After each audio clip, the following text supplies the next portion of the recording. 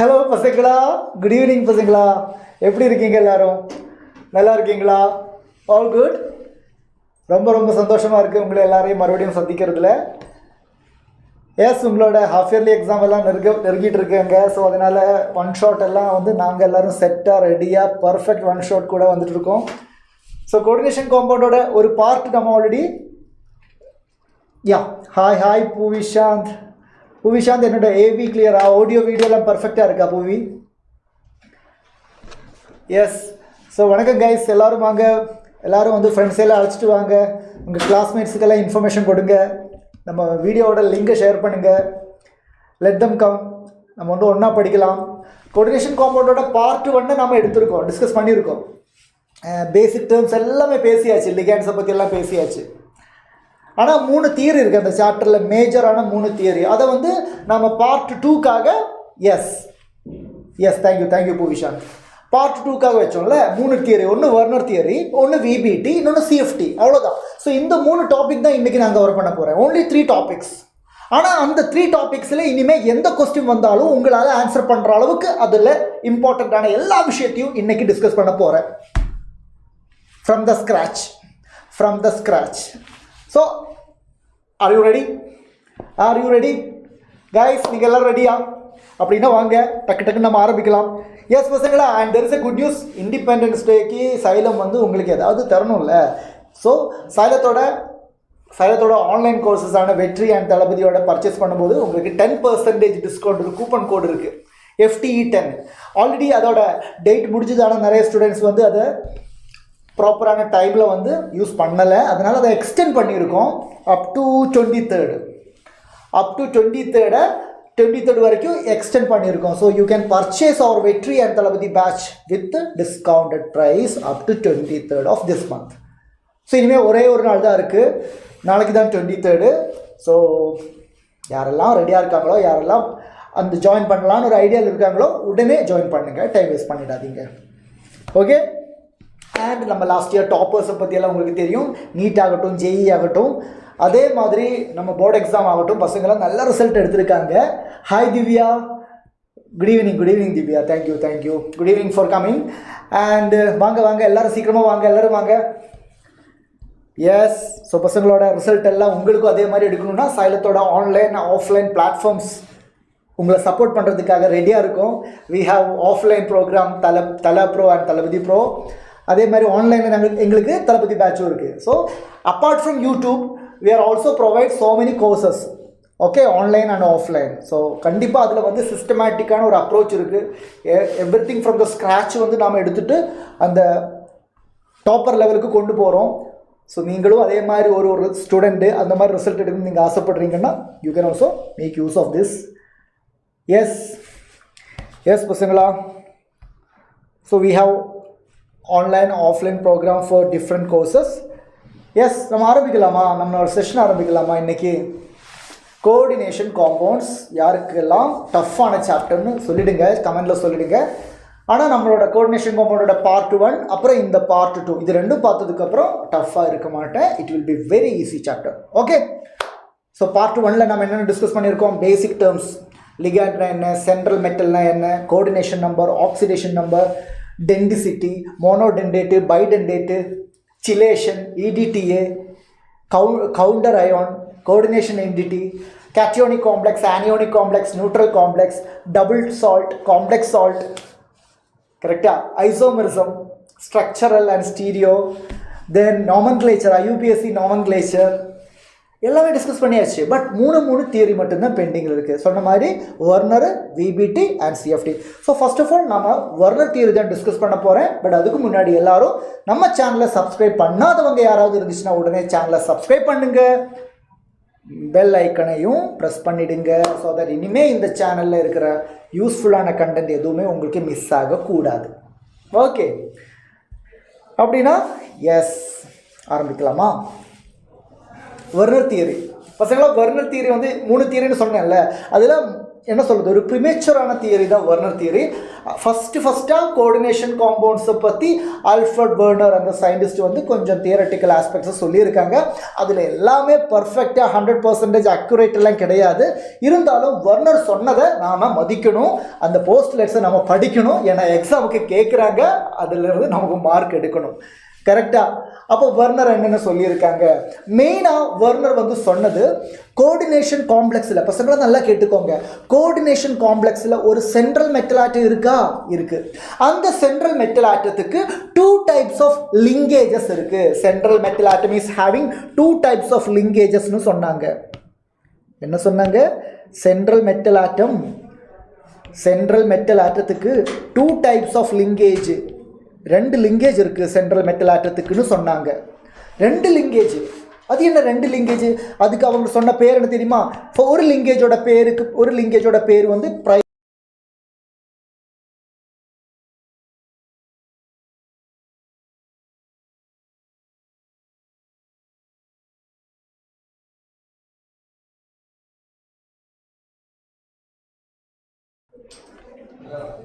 Okay.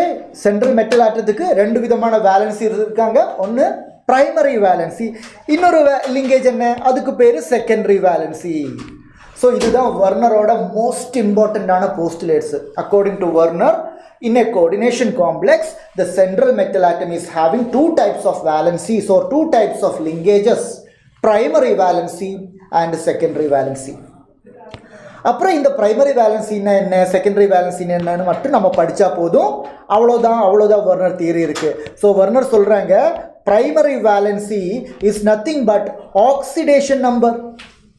Werner சொன்னது secondary valency is nothing but coordination number. உங்களுக்கு தெரியும் oxidation number of a central metal எப்படி calculate பண்ணணும் உங்களுக்கு தெரியும். Coordination number of a complex எப்படி கால்குலேட் பண்ணணும் உங்களுக்கு தெரியும். ஸோ வெர்னரோட லிங்கேஜஸ் தியரி படி ஆக்சிடேஷன் நம்பரை தான் பிரைமரி வேலன்சின்னு சொல்கிறாங்க, கோஆர்டினேஷன் நம்பரை தான் செகண்டரி வேலன்சின்னு சொல்கிறாங்க. ஆக்சிடேஷன் நம்பர் மெட்டலுக்கு யூஸ்வலி பாசிட்டிவ் வேல்யூ வரும்ல, கோஆர்டினேஷன் நம்பர் வந்து ஒரு நம்பர் வரும், நெகட்டிவ் பாசிட்டிவ் கிடையாது, ஒரு நம்பருக்கு வரும். அதெல்லாம் நமக்கு தெரியும். ஸோ அதெல்லாம் வெர்னர் சொல்லியிருக்காங்க.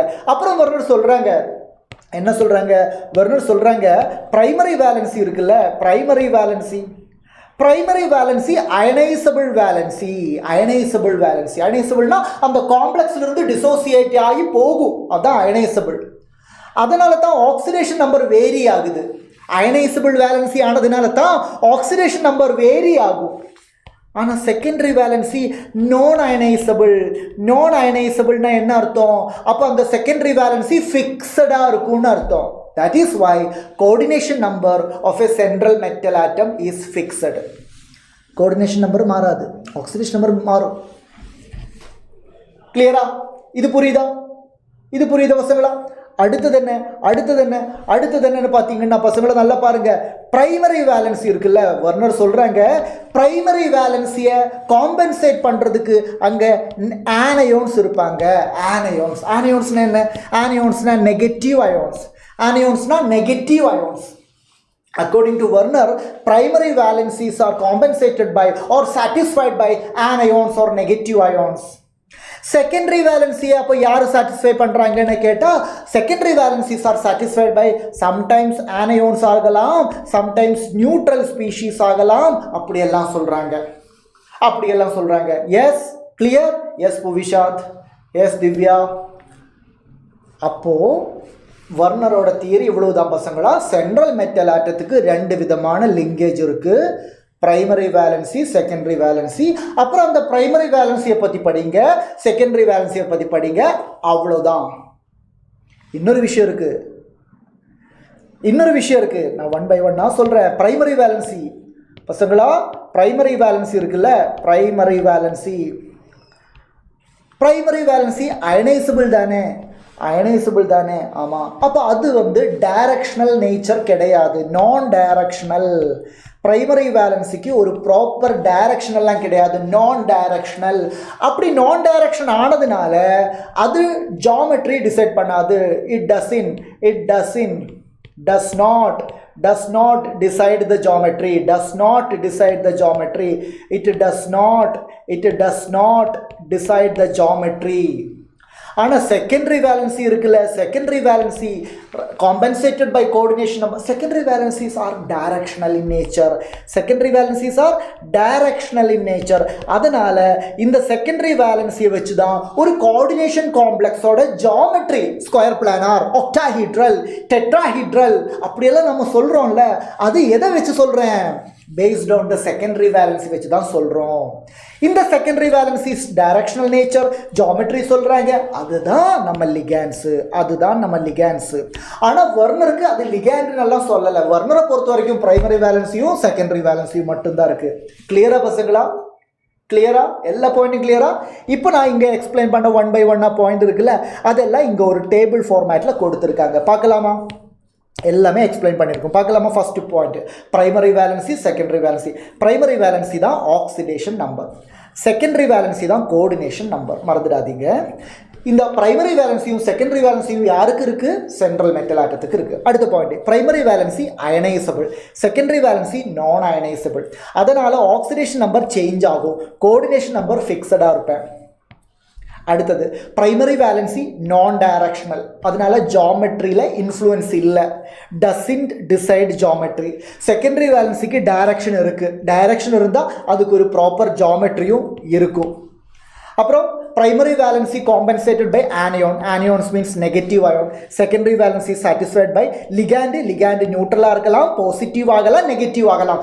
பாசிட்டிவ் ஆகலாம், தியரட்டிக்கலி ஆகலாம், ஆனால் பாசிட்டிவ் லிகான்ஸ் வந்து ரொம்ப கம்மியாக தான் இருக்குது. அதுக்கு ஒரு எக்ஸாம்பிள் தான், பாசிட்டிவ் லிகான்ஸுக்கு ஒரு எக்ஸாம்பிள் தான் நம்மளோட நைட்ரோசில் அயோன், NO+ன்னு சொல்லுவாங்க, NO+ன்னு சொல்லுவாங்க. Okay, clear? அப்போ அவ்வளோதாண்டா வெர்னர் தியரி. இப்போ இந்த வெர்னர் தியரியிலிருந்து சில எக்ஸ்ட்ரா இன்ஃபர்மேஷனை நம்ம படிக்க போகிறேன். இது வரைக்கும் சொன்னது எல்லாமே புரிஞ்சுதா? இது வரைக்கும் நான் எக்ஸ்பிளைன் பண்ணது எல்லாமே புரிஞ்சுதா? அப்படின்னா வெர்னர் தியரி பேஸ் பண்ணி சில கொஸ்டினோட ஆன்சரை எப்படி அட்டன் பண்ணலாம், அதுக்கு சில எக்ஸாம்பிள்ஸ் நான் எடுத்துகிட்டு வந்திருக்கேன். ஃபர்ஸ்ட் எக்ஸாம்பிள் பாருங்க. ஹாய் பத்ரி. ஃபர்ஸ்ட் எக்ஸாம்பிள் பாருங்க, COCl3.6NH3. ஐயோ, இது என்ன ஸ்கொயர் பிராக்கெட் எல்லாம் காணும்? கோஆர்டினேஷன் காம்ப்ளெக்ஸ்னால் ஸ்கொயர் பிராக்கெட் எல்லாம் இருக்கணுமே. கோஆர்டினேஷன் காம்ப்ளெக்ஸுக்கு ஸ்கொயர் பிராக்கெட் இருக்கணும்னு நமக்கு தெரியும், ஆனால் வெர்னருக்கு தெரியாது. அந்த காலத்தில் வெர்னருக்கு தெரியாது. ஸோ வெர்னரை பொறுத்த வரைக்கும் ஸ்கொயர் பிராக்கெட் எல்லாம் இல்லை, இப்படி தான் ஃபார்முலாவில் எழுதுறாங்க. ஸோ இந்த ஃபார்முலா வச்சு நாம் எப்படி கொஸ்டின் ஆன்சர் பண்ணுறது, அதுக்கு தான் இந்த டயக்ராம் கொடுத்துருக்காங்க. ஸோ நீங்கள் ஜஸ்ட் இந்த டயக்ராத்தை அனலைஸ் பண்ணுங்கள். ஸோ நம்ம முதல்ல ஃபார்முலா பார்த்தோம், கொபால்ட்டு 3 குளோரின் 6 அமோனியா, கொபால்ட்டு 3 குளோரின். அப்போ இங்கே சென்ட்ரல் மெட்டல் ஆட்டம் யாருன்னு நமக்கு தெரியும், ஏன்னா சென்ட்ரல் மெட்டல் ஆட்டம் வந்து டி பிளாக் எலிமெண்ட்டாக இருக்கும். ஸ்பெசிஃபிக்கலி சொன்னால் மோஸ்ட்லி அது 3D சீரீஸ் எலிமெண்ட்டாக இருக்கலாம். அப்போ இங்கே கொபால்ட்டு தான் டி பிளாக் எலிமெண்ட்டு. ஸோ கொபால்ட்டு தான் சென்ட்ரல் மெட்டல் ஆட்டம். கிளியரா? கொபால்ட் வந்து சென்ட்ரல் மெட்டல் ஆட்டத்தை ஃபிக்ஸ் பண்ணியாச்சு சார். கொபால்ட் வந்து சென்ட்ரல் மெட்டல் ஆட்டம். அப்புறம் என்ன சொல்லுங்க? அப்புறம் இந்த டயக்ராம் பாருங்க. இந்த டயக்ராத்தில் 2 விதமான லிங்கேஜ், சென்ட்ரல் மெட்டல் ஆட்டத்துக்கு 2 விதமான பாண்டிங் லிங்கேஜை நீங்க பாக்குறீங்க. அதுல சம் லிங்கேஜ் வந்து straight line, bold line, gap எல்லாம் இல்லை, போல்டு லைன். ஆனால் சம் லிங்கேஜ் பாருங்க, டாட் லைன் பிரேக் ஆகுது. அப்போ அது என்ன இண்டிகேட் பண்ணுறேன் தெரியுமா? கொபால்ட்டுக்கு 2 விதமான பாண்டிங் இருக்கு. Some bondings are very strong, அந்த பாண்டு ஸ்ட்ராங் பாண்டு. அப்படின்னா அது என்ன அர்த்தம் தெரியுமா? கொபால்ட்டு யார் கூட எல்லாம் ஸ்ட்ராங் பாண்டிங்கில் இருக்காங்களோ, டாட் லைன் இல்லாமல் ஒரே சிங்கிள் லைனில் இருக்காங்களோ, அதெல்லாம் சென்ட்ரல் மெட்டல் ஆட்டத்தோட லிகாண்ட்ஸு. அப்போது இது லிகாண்டு, இங்கே NH3 இருக்கணும் பசங்களா. இது லிகாண்டு, NH3 இந்த 3 இங்கே இல்லை, இங்கே தான் இருக்கணும். இது லிகாண்டு, இது லிகாண்டு இது லிகாண்டு. அப்போ டாட்டட் லைன் போட்டால் அது லிகாண்ட் இல்லையா? இல்லை, டாட்டட் லைன் போட்டால் அவன் ஸ்கொயர் ப்ராக்கெட்டுக்கு வெளியே இருக்கிறவன். அப்படின்னா இந்த ஃபார்முலா நான் கண்டுபிடிச்சிட்டேன். நீங்கள் கண்டுபிடிச்சிட்டீங்களா? நல்லா பாருங்கள், ஃபார்முலா நான் சொல்கிறேன். Central metal atom cobalt. யார் கூட எல்லாம் ஸ்ட்ராங் பாண்ட் இருக்குது? அமோனியா கூட 1 2 3 4 5 6 அமோனியா. So NH3 6 6 times. அவங்க கூட எல்லாம் சிங்கிள் லைன் இருக்குது. ஓகே, அப்புறம் 3 குளோரின் இருக்குல்ல? இருக்குது 3 குளோரின், 1 இங்கே 2 இங்கே 3 குளோரின் இருக்குது. ஆனால் டாட்டட் லைனு. அப்போ அவங்க 3 பேரும் ஸ்கொயர் ப்ராக்கெட்டுக்கு வெளியே தான் இருக்கும். ஸோ Cl3 இப்படி இருக்கும். So this is the formula. இந்த ஃபார்முலா தான் நம்ம எதிர்பார்க்குறோம். பிகாஸ் நம்ம படிச்சிருக்கோம் ஒரு கோஆர்டினேஷன் காம்ப்ளெக்ஸ்னால் அதுக்கு ஒரு சென்ட்ரல் மெட்டல் ஆட்டம் லிகாண்ட் ஒரு கோஆர்டினேஷன் ஸ்பியருக்குள்ளே இருக்கணும். கோஆர்டினேஷன் ஸ்பியருக்கு வெளியே கவுண்டர் அயோன் இருக்கணும்னு எல்லாம் நம்ம படிச்சிருக்கோம். ஸோ இது கிளியரா பசங்களா? இது கிளியர்னா நீங்கள் இந்த கொஸ்டினுக்கு ஆன்சர் பண்ணலாம். பாருங்கள், இப்போ கொஸ்டினோட answer cobalt central metal atom கூட எத்தனை ammonia? 6. So number of ligand 6. பசங்களா, சென்ட்ரல் மெட்டல் கூட 6 லிகாண்ட் இருந்தால் ஷேப் எப்படி இருக்கும் தெரியுமா? அந்த ஷேப்பு ஒக்டாஹீட்ரல். பிரைமரி வேலன்சி கேட்குறாங்க. பிரைமரி வேலன்சினா ஆக்சிடேஷன் நம்பர் தானே. ஆக்சிடேஷன் நம்பர், குளோரினோட oxidation number -1, NH3 neutral ligand. அப்போ 3 குளோரின் -3. அப்போ கொபால்ட்டோட value +3. So oxidation number primary valency +3. Coordination நம்பர்னா என்ன சார்? கோஆர்டினேஷன் நம்பர்னா total number of coordinate bond. Total number of coordinate bond between metal and ligand. அதான் coordination number. இங்க central metal atom யாரு? cobalt. Ligand யாரு? ammonia. Ammonia is a monodendate ligand. அப்போ ஒரு ammonia can make ஒரு bond. அப்போ 6 ammonia can make 6 bond. So secondary valency is coordination number. Coordination number is 6. Ionisable Cl- எவ்வளோன்னு கேட்குறாங்க. Square ப்ராக்கெட்டுக்கு வெளியே யாரெல்லாம் இருக்காங்களோ அவங்க எல்லாருமே அயனைஸ் பண்ணிடுவாங்க. ஸோ ஸ்கொயர் ப்ராக்கெட்டுக்கு வெளியே 3 Cl இருக்கு. அதனால நம்பர் ஆஃப் அயனைசபிள் Cl- 3 பசங்களா. கிளியரா? நான் சொல்றது புரியுதா? ஸ்ட்ரக்சர் கொடுத்தா நாம் கெமிக்கல் ரியாக்ஷன்ஸ் எல்லாம் பண்ண வேண்டியிருக்கும், எக்ஸ்பெரிமெண்ட் எல்லாம் பண்ண வேண்டியிருக்கும். Excess of silver nitrate, Badri நல்ல கொஸ்டின் கேட்டிருக்கேன். எக்ஸஸ் ஆஃப் சில்வர் நைட்ரேட் கூட எல்லாம் ட்ரீட் பண்ணணும். அப்படி ட்ரீட் பண்ணும்போது நமக்கு பிரசிபிடேட் கிடைக்கும். எத்தனை மோல் சில்வர் குளோரைடு கிடைக்குது அதெல்லாம் வச்சு தான் சொல்ல முடியும். அதுவும் பண்ணியிருக்காங்க. NCERTயில் ஃபர்ஸ்ட் பேஜ் எடுத்து பாருங்க. வெர்னர் தியரிக்கு அந்த மாதிரி எக்ஸாம்பிள் கொடுத்துருக்காங்க. ஓகே, ஆக்சுவலி அந்த மாதிரி ஒரு கொஸ்டின் இருக்குது. நமக்கு இன்றைக்கி ஒர்க் அவுட் பண்ண வேண்டிய கொஸ்டின் இருக்குது. ஸ்ட்ரக்சர் கொடுக்கலைன்னா கெமிக்கல் ரியாக்ஷனை பண்ணி நம்ம எத்தனை குளோரின் ப்ரெசிபிடேட் ஆகுது குளோரின் எல்லாம் ஸ்கொயர் ப்ராக்கெட்டுக்கு வெளியே. ப்ரெசிபிடேட் ஆகலையா? அப்போ அந்த குளோரினும் ஸ்கொயர் ப்ராக்கெட்டுக்குள்ளே. அப்படியெல்லாம் நாம் அண்டர்ஸ்டாண்ட் பண்ணிக்க வேண்டியிருக்கும். கிளியரா? பார்க்கலாம் அடுத்த எக்ஸாம்பிள். இன்னும் எக்ஸாம்பிள் இருக்குது பாருங்கள். இப்போ இந்த எக்ஸாம்பிள் பாருங்கள். Formula COCl3 5NH3. COCl3 5NH3. பசங்களை நான் சொன்னேன்ல, கோஆர்டினேஷன் நம்பர் ஃபிக்ஸடு தானே? ஆமாம். அப்போ கோஆர்டினேஷன் நம்பர் 6 இருக்கணும், கண்டிப்பாக இருக்கணும். ஸோ கோஆர்டினேஷன் நம்பர் 6 இருக்கணும். நல்லா பார்த்துக்கோங்க, கோஆர்டினேஷன் நம்பர் 6 இருக்கணும். அதனால தான் number of ligand 6. Number of ligand 6ன்னு ஃபிக்ஸ் பண்ணி வச்சுருக்கேன். கொபால்ட்டுக்கு எப்போவுமே நம்பர் ஆஃப் லிகாண்டு 6 இருக்கும். ரெடியா? இப்போது இங்கே பாருங்கள், இங்கே ஸ்பெஷாலிட்டி என்னென்னா சென்ட்ரல் மெட்டல் ஆட்டம் கொபால்ட்டு. இது பாரு, திக் லைன் 1 2 3 4 5 அமோனியாவுக்கு திக் லைனு. அப்போ 5 அமோனியாவுக்கு திக் லைனு. ஆனால் 5 அமோனியா பத்தாது. கொபால்ட்டுக்கு 6 மோனோடெண்டேட் லிகாண்டு கூட வேணும். அதனால தான் பாருங்கள், இங்கே ஒரு குளோரைடுக்கு டாட்டட் லைனும் கொடுத்துருக்காங்க, திக் லைனும் கொடுத்துருக்காங்க. அப்படி கொடுத்துருக்கா, திக் லைன் கொடுத்துருக்கா. டாட்டட் லைனும் திக் லைனும் கொடுத்துருந்தா நீங்கள் திக் லைன்ஸுக்கு இம்பார்ட்டன்ஸ் கொடுங்க. திக் லைன் இருக்குல்ல, அப்போ அது பாண்டட் தானே. அப்போ அந்த குளோரின் இந்த சென்ட்ரல் மெட்டல் ஆட்டம் கூட லிகாண்டோட பொசிஷனில் தான் இருக்கேன். ஸ்கொயர் இப்போ பரவாயில்ல சார், இப்போ பரவாயில்ல. ஏன்னா 5 அமோனியா கிடச்சிது, ஒரு குளோரின் கிடச்சிது, 6 மோனோடெண்டேட் லிகாண்ட் கிடச்சிது, ஹாப்பி. அப்போது வேறு 2 குளோரினுக்கு டாட்டட் லைன் மட்டும்தான் இருக்குது. அப்போ அவங்க ரெண்டு பேரும் கண்டிப்பாக ஸ்கொயர் ப்ராக்கெட்டுக்கு வெளியே தான் இருக்கணும். அவங்க ரெண்டு பேரும் ஸ்கொயர் பிராக்கெட்டுக்கு வெளியே தான் இருக்கணும். இப்போ ஆன்சர் பண்ணுங்க. கோஆர்டினேஷன் நம்பர் 6 தானே, கோஆர்டினேஷன் நம்பர் 6 தான். அப்போ geometry octahedral, geometry are shape is octahedral. Primary valency is the oxidation number. பாருங்க, 2 குளோரின், ஒரு குளோரினோட ஆக்சிடேஷன் நம்பர் -1. மொத்தம் எத்தனை குளோரின் இருக்கு? 3 குளோரின் இருக்கு. NH3 நியூட்ரல், 3 குளோரின், அப்போ -3. கோபால்ட் அப்போ +3. Primary valency is +3. Primary valency is nothing but oxidation number. Secondary, both primary and secondary valency அப்படி இருக்கா? ஆமா இருக்கு. Both primary and secondary Valencia ஒருத்தர் இருக்குல்ல, ஒரு குளோரின் பாருங்க, அவருக்கு போல்டு லைனும் இருக்கு, டாட்டட் லைனும் இருக்கு. So both primary and secondary valency நமக்கு ஒரு 1 கொடுக்கலாம். Secondary valency is coordination number. Secondary valency is the coordination number. எத்தனை இருக்கு சார்? 5 அமோனியா, ஒரு குளோரின்.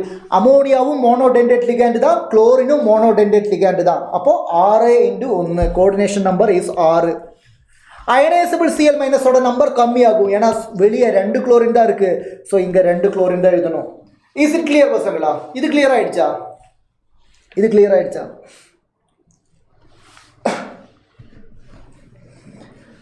புவிஷாந்த், திவ்யா, பத்ரி சொல்லுங்க, புரிஞ்சுதா? Clear, fine, super. Next example, இன்னும் எக்ஸாம்பிள் இருக்கு. எகெயின் ஃபார்முலா பாருங்க, இந்த வாட்டி 3 குளோரின் 4 அமோனியா. ஆனால் கொபால்ட்டை பொறுத்த வரைக்கும் 6 பேர் உள்ள இருக்கணும். 6 பேர் உள்ள இருக்கணும். சென்ட்ரல் மெட்டல் ஆட்டம் கூட 6 பேர் இருக்கணும். ஆனால் நம்ம பார்க்குறோம், டயக்ராம் பார்க்குறோம். ஒரு NH3 bolt, 2 NH3, 3 NH3, 4 NH3. அப்போ 4 NH3 தான் உள்ள இருக்கு. 4 NH3 தான் உள்ள இருக்கு. இன்னுமே 2 பேர் வேணும். அதனால தான் இந்த குளோரினுக்கும் என்ன கொடுத்துருக்காங்க? டாட்டு கொடுத்துருக்காங்க, போல்டு கொடுத்துருக்காங்க. ஸோ இந்த 2 குளோரினை நான் இங்கே வைக்கிறேன். இப்போ எனக்கு கோஆர்டினேஷன் நம்பர் 6 கிடைச்சதா? அப்போ ஒரே ஒரு குளோரின் மட்டும்தான் வெளியே. So ionisable chlorine only 1. Primary valency is oxidation number 3 chlorine -3, cobalt அப்போ +3. செகண்டரி வேலன்சி மாறாது, 6. Shape octahedral. அவ்வளோதான். கிளியரா பசங்களா? அப்படின்னா let's do some work. Let's do some simple question. ஆனால் வெரி இம்பார்ட்டன்ட் கொஸ்டின். ஏன்னா இதெல்லாம் ப்ரீவியஸ் இயரில் கேட்ட கொஸ்டின் பசங்களா. இதெல்லாம் FeCO5 தான் காம்ப்ளெக்ஸ். ஸ்கொயர் ப்ராக்கெட் போடலை, நம்ம போட்டுட்டோம் அவ்வளோதான். Fe central metal atom. சிஓன்னு என்ன? Carbon monoxide. அது யார்? இங்கே லிகாண்டாக இருக்கும்போது கார்பன் மோனாக்சைடை கார்பனைல் அப்படின்னு சொல்லணும். என்ன சொல்லணும்? கார்பனைல்னு சொல்லணும். பசங்களா, primary valency, secondary valency. What is primary valency? Oxidation number. What is secondary valency? Coordination number. சொல்லுங்க. Carbonyl is a neutral ligand. அப்போ Feயோட ஆக்சிடேஷன் நம்பரும் 0. அப்புறம் 5 CO இருக்கு. 5 CO carbon monoxide. Carbonyl is monodentate ligand. அப்போ 5 × 1 5. ஹாய் சஞ்சய், கிளியரா? புரிஞ்சுதா? 0.5 வந்தது. Oxidation number 0. அயனுக்கு 0 ஆக்சிடேஷன் ஸ்டேட்டா? ஆமாம். எந்த மெட்டல் ஆனாலும் 0 ஆக்சிடேஷன் ஸ்டேட் தான் வரும். Because carbonyl is a neutral ligand. Part 1ல் நாம் அதெல்லாம் படிச்சிருக்கோம்டா. கிளியரா? எஸ். நெக்ஸ்ட் கொஸ்டின் பாருங்க. இந்த கொஸ்டின் பாருங்க. இங்கே ஸ்கொயர் ப்ராக்கெட் போட்டிருக்காங்க. வெளியே பொட்டாசியம்னு கொடுத்துருக்கு. அப்போ இதுக்கு என்ன அர்த்தம்? வெளியே பொட்டாசியம், இது கேட்டியோன், இது ஆனியோன். அப்போ ஆனயோனிக் காம்ப்ளெக்ஸ். அது கேட்கல, இருந்தாலும் நான் சொல்கிறேன், இது ஒரு ஆனயோனிக் காம்ப்ளெக்ஸ். ஓகே, கேட்டது பிரைமரி வேலன்சினா ஆக்சிடேஷன் நம்பர். பொட்டாசியம் இருக்கு, பொட்டாசியத்தோட ஆக்சிடேஷன் நம்பர் +1. CN இருக்கு, CNோட ஆக்சிடேஷன் நம்பர் -1. 6 CN -6, 4 potassium +4. அப்போ -6ம் +4ம் ஆட் பண்ணா -2. -6ம் +4 ஆட் பண்ணா -2. அப்போ அதை காம்பன்சேட் பண்ணுறதுக்கு அயனுக்கு +2. ferrous ion K4FeCN6 yes. பசங்களா, oxidation number Badri, oxidation number சொல்லும்போது சைன் சொல்லணும்டா. பிரைமரி வேலன்சி சொல்லும்போது சைன் சொல்லணும். ஓகே, அது பழகிக்கோங்க.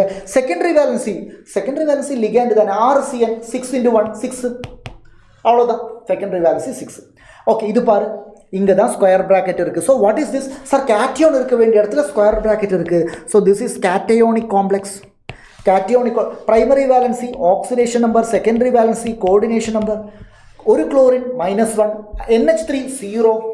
அப்போ குரோமியத்தோடது பாருங்க, ammonia is a neutral ligand. ஒரே ஒரு குளோரின் தான் இருக்குது, குளோரினோட சார்ஜ் -1, அப்போ குரோமியத்தோட charge +1. Yes Badri, super. Secondary valency பாரு, செகண்டரி வேலன்சினா கோஆர்டினேஷன் நம்பர் தானே, 6 அமோனியா, 6 × 1 6, எல்லாமே மோனோடென்டேட் லிகாண்ட், அதனால 6. இங்கே பாரு ஓகே, ஒரு சின்ன சேஞ்ச் இங்கே வரப்போகுது. ஸோ கவனமாக இருங்க, கேர்ஃபுல்லாக பண்ணுங்கள், தப்பு வரக்கூடாது. ஓகே, சோடியம் இல்லை, அப்போ கேட்ரியோன் வந்து sodium, complex anion, this is anionic complex. Anionic காம்ப்ளெக்ஸில் பிரைமரி வேலன்சியும் செகண்டரி வேலன்சியும் யாருக்கு? எப்போவுமே சென்ட்ரல் மெட்டல் ஆட்டத்துக்கு தான். ஸோ எஃப்இயோட ஆக்சிடேஷன் நம்பர் என்ன சார்? சோடியம் +1, ஆல்கலி மெட்டல் தானே, 3 சோடியம் +3. C2O4 என்ன? C2O4 is oxalate ligand. C2O4 2-, ஒரு ஆக்சலேட்டோட சார்ஜ் -2. இங்கே எத்தனை ஆக்சலேட் இருக்குது? இங்கே 3 ஆக்சலேட் இருக்குது. அப்போ -2 × 3 -6. இங்கே +1 × 3 +3. அப்போ -6 +3, அப்போ என்னது -3. அப்போ அதை காம்பன்சேட் பண்ணணும்னா எஃப்இயோட ஆக்சிடேஷன் ஸ்டேட்டு +3. எஃப்இயோட oxidation state +3. Very good Badri. Yes, secondary valency coordination. Secondary valency is coordination number. இங்கே பாருங்க எத்தனை லிகாண்ட் இருக்குது? 3 லிகாண்ட் தான் இருக்குது. அப்போ கோஆர்டினேஷன் நம்பர் 3ஆ? தப்பு. Coordination number is not the number of ligand. Coordination number is the number of coordinate bond made between central metal atom and ligand. அதான் கோஆர்டினேஷன் நம்பர். லிகாண்ட் 3 தான் இருக்குது, ஆனால் லிகாண்ட் யார் தெரியுமா? Bidentate ligand. So 3 × 2 answer 6. 3 × 2 answer 6. கிளியரா பசங்களா? கிளியரா? Bidentate ligand. அப்போ ஒரு ஆக்சலேட் எடுத்தால் 2 கோஆர்டினேட் பாண்ட் வரும். இதே மாதிரி ஒரு எத்திலீன் டைமீன் எடுத்தால் 2 கோஆர்டினேட் பாண்ட் வரும். ஒரு EDTA எடுத்தால் 6 கோஆர்டினேட் பாண்ட் வரும். எஸ் சஞ்சய் வந்து செம்மையாக மோட்டிவேட் எல்லாம் பண்ணுறேன். சஞ்சய் உனக்கு புரிஞ்சுதா சஞ்சய்?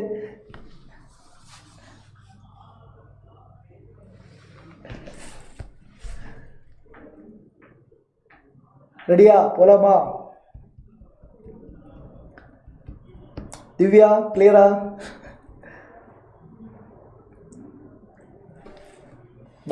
வா healthy what a healthy காம்படிஷன்ல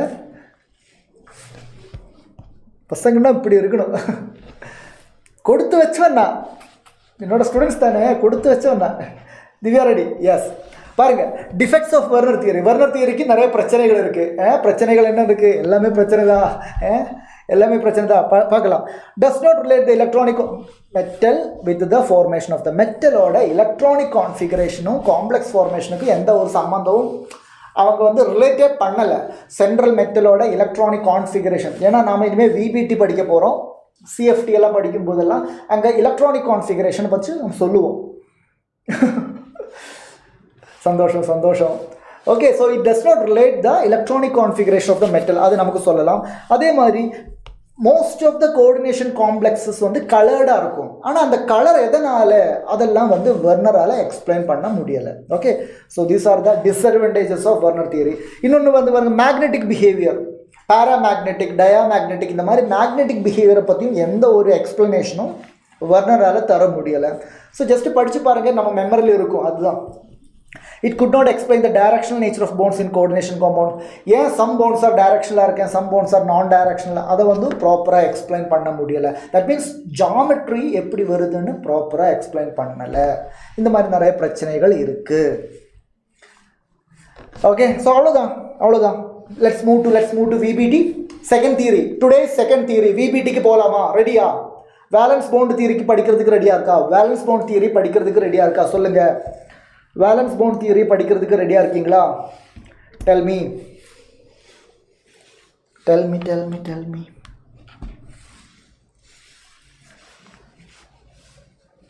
valence bond theory படிக்கிறதுக்கு ரெடியாக இருக்கீங்களா? எஸ் திவ்யா, வாங்க. திவ்யா ரெடி? சொல்லுங்க. பத்ரி, சஞ்சய், எல்லாரும் சொல்லுங்க. ரெடியா? ஸ்டார்டிங்கில் எனக்கு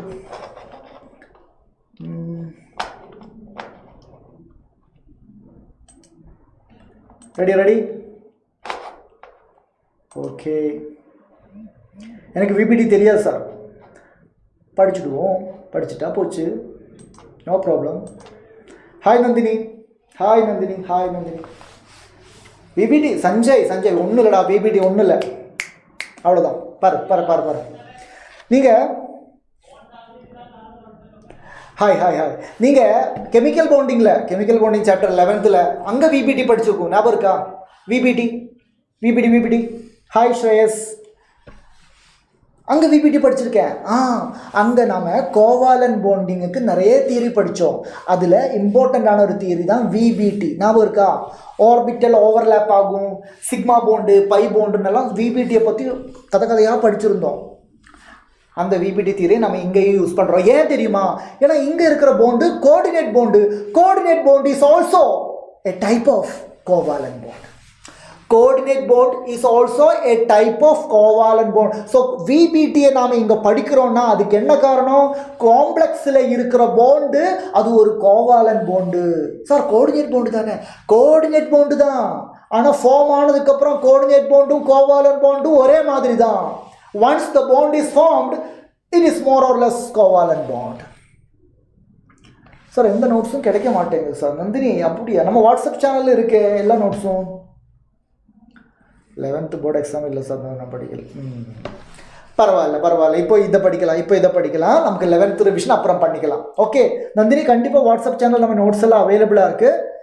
ஓகே, அதில் ஏதாவது டெக்னிக்கல் எரர் இருக்கான்னு நான் வந்து கேட்டுட்டு டீம் கிட்ட கேட்டு அதை கிளியர் பண்ணிக்கிறேன். Okay right. Okay, so valence bond தியரின்னு சொல்லும்போது உங்கள் மைண்டில் என்ன வரணும்? கோவாலன் போண்டு ஞாபகம் வரணும். இங்கே கோஆர்டினேட் போண்டு தானே? ஆமாம். கோஆர்டினேட் போண்டுனாலும் கோவாலன் போண்டுனாலும் ஷேரிங் ஆஃப் எலக்ட்ரான் தானே? ஆமாம். Mutual sharing covalent. அப்படி மியூச்சுவல் இல்லாமல் ஷேர் பண்ணால் அது கோஆர்டினேட்டு. ஆனால் கோஆர்டினேட் போண்டு ஒன்ஸ் ஃபார்ம் ஆயிடுச்சுன்னா it is similar to covalent bond. அதனால் எப்பவுமே coordinate bond is a type of covalent bond தான் சொல்லுவோம். ஸோ VBT இப்படி தான், இந்த கான்செப்ட் மைண்டில் இருக்கணும். அப்புறம் இதோட போஸ்ட்லேட்ஸு ஜஸ்ட்டு படித்து பார்க்கலாம். நமக்கு தேவை போஸ்ட்லேட்ஸில் அதை விட இம்பார்ட்டன்ட் தெரியுமா? போஸ்ட்லேட்ஸு கேட்க மாட்டேன், கொஸ்டின் கேட்பாங்க. அந்த கொஸ்டின் எப்படி கேட்பாங்க, அதில் எப்படியெல்லாம் கேள்விகள் இருக்கும், அந்த கேள்விக்கெல்லாம் எப்படி பதில் சொல்லணும், அதுதான் இம்பார்ட்டண்ட்டு. பட் ஜஸ்ட் இதை மட்டும் சொல்கிறது மட்டும் கேளுங்க, வெயிட் பண்ணுங்க. Coordinate covalent bond. The hybridized orbitals are allowed to overlap with the ligand that can donate electron pairs for bonding. Central மெட்டலோட வேலன்ஸ் ஷெல்லில் அதே மாதிரி பெனல்டிமேட் ஷெல்லையும் என்ன நடக்கும்? ஹைப்ரிடைசேஷன் நடக்கும். Hybridisation chemical bonding sp3 tetrahedral, dsp2 square planar, sp3d2 octahedral, d2sp3 octahedral. அங்கே படித்தது அதெல்லாம் இங்கே தேவை. sp3 வந்தால் டெட்ராஹைட்ரல், dsp2 வந்தால் ஸ்கொயர் பிளானார், sp3d2 வந்தாலும் d2sp3 வந்தாலும் ஒக்டாஹைட்ரல். அந்த ஹைப்ரிடைசேஷன் இங்கே நடக்கும். சென்ட்ரல் மெட்டல் ஆட்டத்தோட வேலன்ஸ் ஆர்பிட்டல்ஸ் அதே மாதிரி பெனல்டிமேட் ஆர்பிட்டல்ஸ்க்கு இடையில் ஓவர்லாப்பிங் நடந்து ஹைப்ரிடைசேஷன் நடக்குது. அப்புறம் ஹைப்ரிடைசேஷன் நடந்து அந்த ஹைப்ரிட் ஆர்பிட்டலோட ஸ்பெஷாலிட்டி என்ன? எல்லா ஹைப்ரிட் ஆர்பிட்டல்ஸுக்கும் ஒரே எனர்ஜி, ஒரே சைஸு, ஒரே ஷேப்பு. அப்போது லிகாண்ட் வருவாங்க. லிகாண்டு என்ன தருவாங்க? ஒவ்வொரு லிகாண்டும் பேர் ஆஃப் எலக்ட்ரானை தருவாங்க. அந்த பேர் ஆஃப் எலக்ட்ரானை வாங்கி இந்த வேக்கண்ட் ஹைப்ரிட் ஆர்பிட்டல்ல அக்கமடேட் பண்ணணும். அந்த ப்ராசஸோட பேரு தான் பாண்டிங். கிளியரா?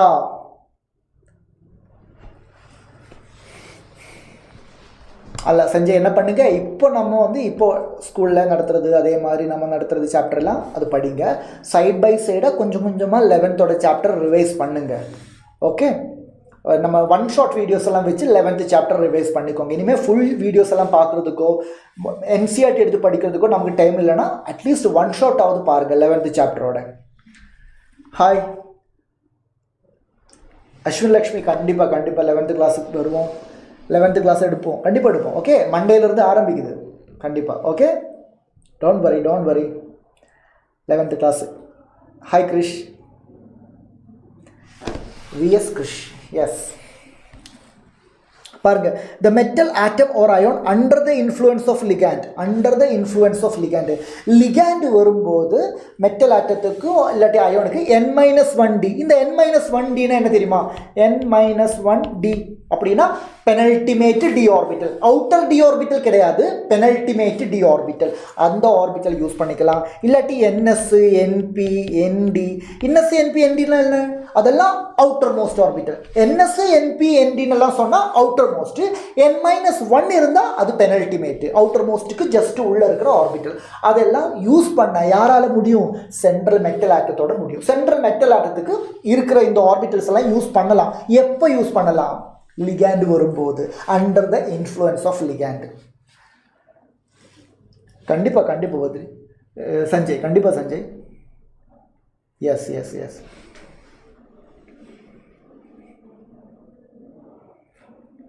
தேங்க்ஸ் பத்ரி. ஓகே, கண்டிப்பா. எஸ், 11 டோட்டலாக 12th படிக்காமல் 11th படிச்சுடாது. 12th இம்பார்ட்டன்ஸ் கொடுத்தே படிச்சுட்டு அப்போ கேப் கிடைக்கும்போது சிஸ்டமேட்டிக்காக 11th சாப்டர் ரிவைஸ் பண்ணு. ஓகே, பாருங்க, நம்ம அப்படி லிகேண்டோட பேர் ஆஃப் எலக்ட்ரான் எல்லாம் அக்கோமடேட் ஆயிடுச்சு சென்ட்ரல் மெட்டல் ஆட்டத்தில். அப்புறம் நம்ம பார்க்கும்போது அன்பேர் எலக்ட்ரான் இருக்கா? சிங்கிள் எலக்ட்ரான் ஒரு ஆர்பிட்டில் இருந்தா, ஒரு ஆர்பிட்டலில் இப்படி சிங்கிள் எலக்ட்ரான் இருந்தால் அப்போ அந்த காம்ப்ளெக்ஸ் பேராமேக்னெட்டிக். இல்லை, எல்லாமே பேர்டாக இருக்குது, எல்லா ஆர்பிட்டலுமே பேர்டாக இருக்கா? அப்போ அது டயாமேக்னெட்டிக். அப்புறம் மேக்னெட்டிக் மொமெண்ட் கண்டுபிடிக்கிறதுக்கு formula, number of unpaired electron தெரிஞ்சா under root of n into n+2 under root of n into n+2. பசங்களா, where n is the number of unpaired electron. இந்த ஃபார்முலா வச்சு நாம மேக்னெட்டிக் மொமெண்ட் கண்டுபிடிக்கலாம். So டயாமேக்னெட்டிக்காக இருந்தால் magnetic moment 0, ஏன்னா அங்கே unfair எலக்ட்ரானே இல்லை. பேராமேக்னெட்டிக்காக இருந்தால் அன்பேர் எலக்ட்ரான் இருக்கும்ல, அந்த அன்பேர் எலக்ட்ரானோட அந்த தான் n-க்கு சப்ஸ்டியூட் பண்ணணும். ஒரு அன்பேர் எலக்ட்ரான்னா 1 into 1+2, square root of 1 into 1+2. 2 அன்பேர்னா ஸ்கொயர் ரூட் ஆஃப் 2 into 2+2. அந்த மாதிரி அது இங்கே கண்டுபிடிக்கலாம்.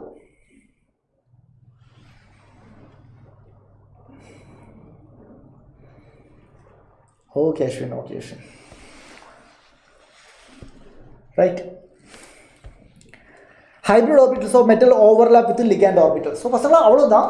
சென்ட்ரல் மெட்டல் ஆட்டத்தோட ஹைப்ரிட் ஆர்பிட்டல்ஸும் லிகேண்டோட ஆர்பிட்டல்ஸ்க்கும் இடையில ஓவர்லாப்பிங் நடக்குது. அதில் பாண்ட் ஃபார்ம் ஆகுது. லிகேண்டோட கையில் ஒரு லிகேண்டு ஒரு பேர் ஆஃப் எலக்ட்ரானை கொடுத்தா அந்த ஒரு பேர் ஆஃப் எலக்ட்ரானை அக்கோமடேட் பண்ணுறதுக்கு நம்ம மெட்டலோட கையில் ஒரு வேக்கண்ட் ஆர்பிட்டல் வேணும். அப்போ 5 லிகேண்டு வருது. அப்போ 5 பேர் கிடைக்கும். 5 பேர் ஆஃப் எலக்ட்ரான் கிடைக்கும். அப்போ நீ இங்கே 5 வேக்கண்ட் ஆர்பிட்டல் ரெடியாக வச்சுக்கணும். லிகாண்டு வந்து எலக்ட்ரானை தந்தா ஐயோ என்கிட்ட வேக்கண்ட் ஆர்பிட்டல் இல்லையேன்னு சொல்லக்கூடாது. அது உனக்கு தான் கேவலம். Don't do that. லிகாண்டு வருது இல்லை, நம்ம வீட்டில் விருந்தாளிங்க வர்றாங்க. அப்போ 10 பேர் வராங்கன்னா நாம் இங்கே எல்லாமே ரெடியாக வச்சுக்கணும்ல. அவங்க வர்றாங்கன்னு உனக்கு தெரியும், ஆனால் நீ எதுவுமே பண்ணல, எந்த ப்ரிப்பரேஷனும் பண்ணல. அவங்க வந்ததுக்கப்புறம் இல்லை வீட்டில் இது இல்லை அது இல்லைன்னு சொல்லி கடையில் போய் வாங்குறது எவ்வளோ கேவலம். ஸோ இன்னும் அட்வான்ஸாக நீ எல்லாமே ரெடி பண்ணி வச்சுருக்கணும். அவங்க பேர் ஆஃப் எலக்ட்ரானை கொண்டு வந்து தருவாங்க. அதை அக்கோமடேட் பண்ணுறதுக்கான number of vacant orbitals you have to be keep it ready. கிளியரா? அதை வந்து ரெடியாக வச்சுக்கோ. கொஸ்டின் பண்ணும்போது புரியும்பா. ஸோ இது மட்டும் படிங்க. நமக்கு வந்து அதிகமாக எல்லாம் படிக்க தேவையில்லை. மோஸ்ட் இம்பார்ட்டண்டான விஷயம் வந்து கோஆர்டினேஷன் நம்பர் 6. பசங்களா, கோஆர்டினேஷன் நம்பர் 6ல் 2 ஹைப்ரிடைசேஷன் பாசிபிலிட்டி இருக்குது. ஒன்று sp3d2. பாருங்க, sp3d2.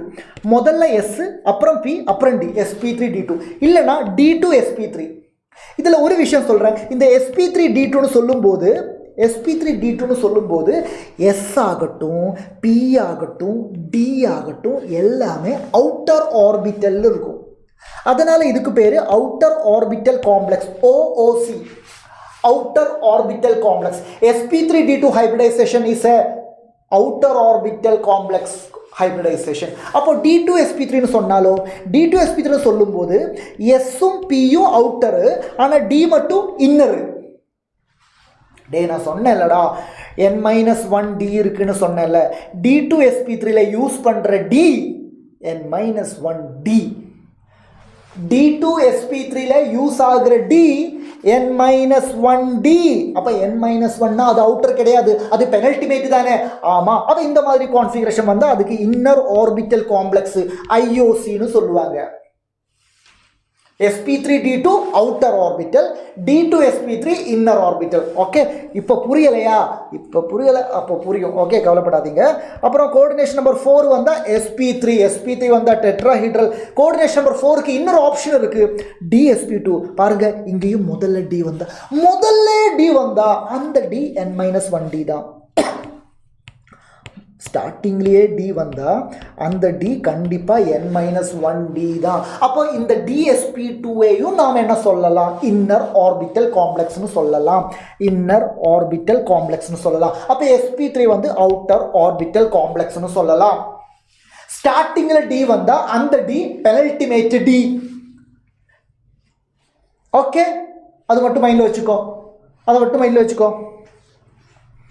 அப்புறம் கோஆர்டினேஷன் நம்பர் 5 எல்லாம் நம்ம சிலபஸில் அவ்வளோ வராது. ஓகே, கோஆர்டினேஷன் நம்பர் 5 கொடுத்துருக்காங்க, பட் அவ்வளோ இம்பார்ட்டன்ட் இல்லை.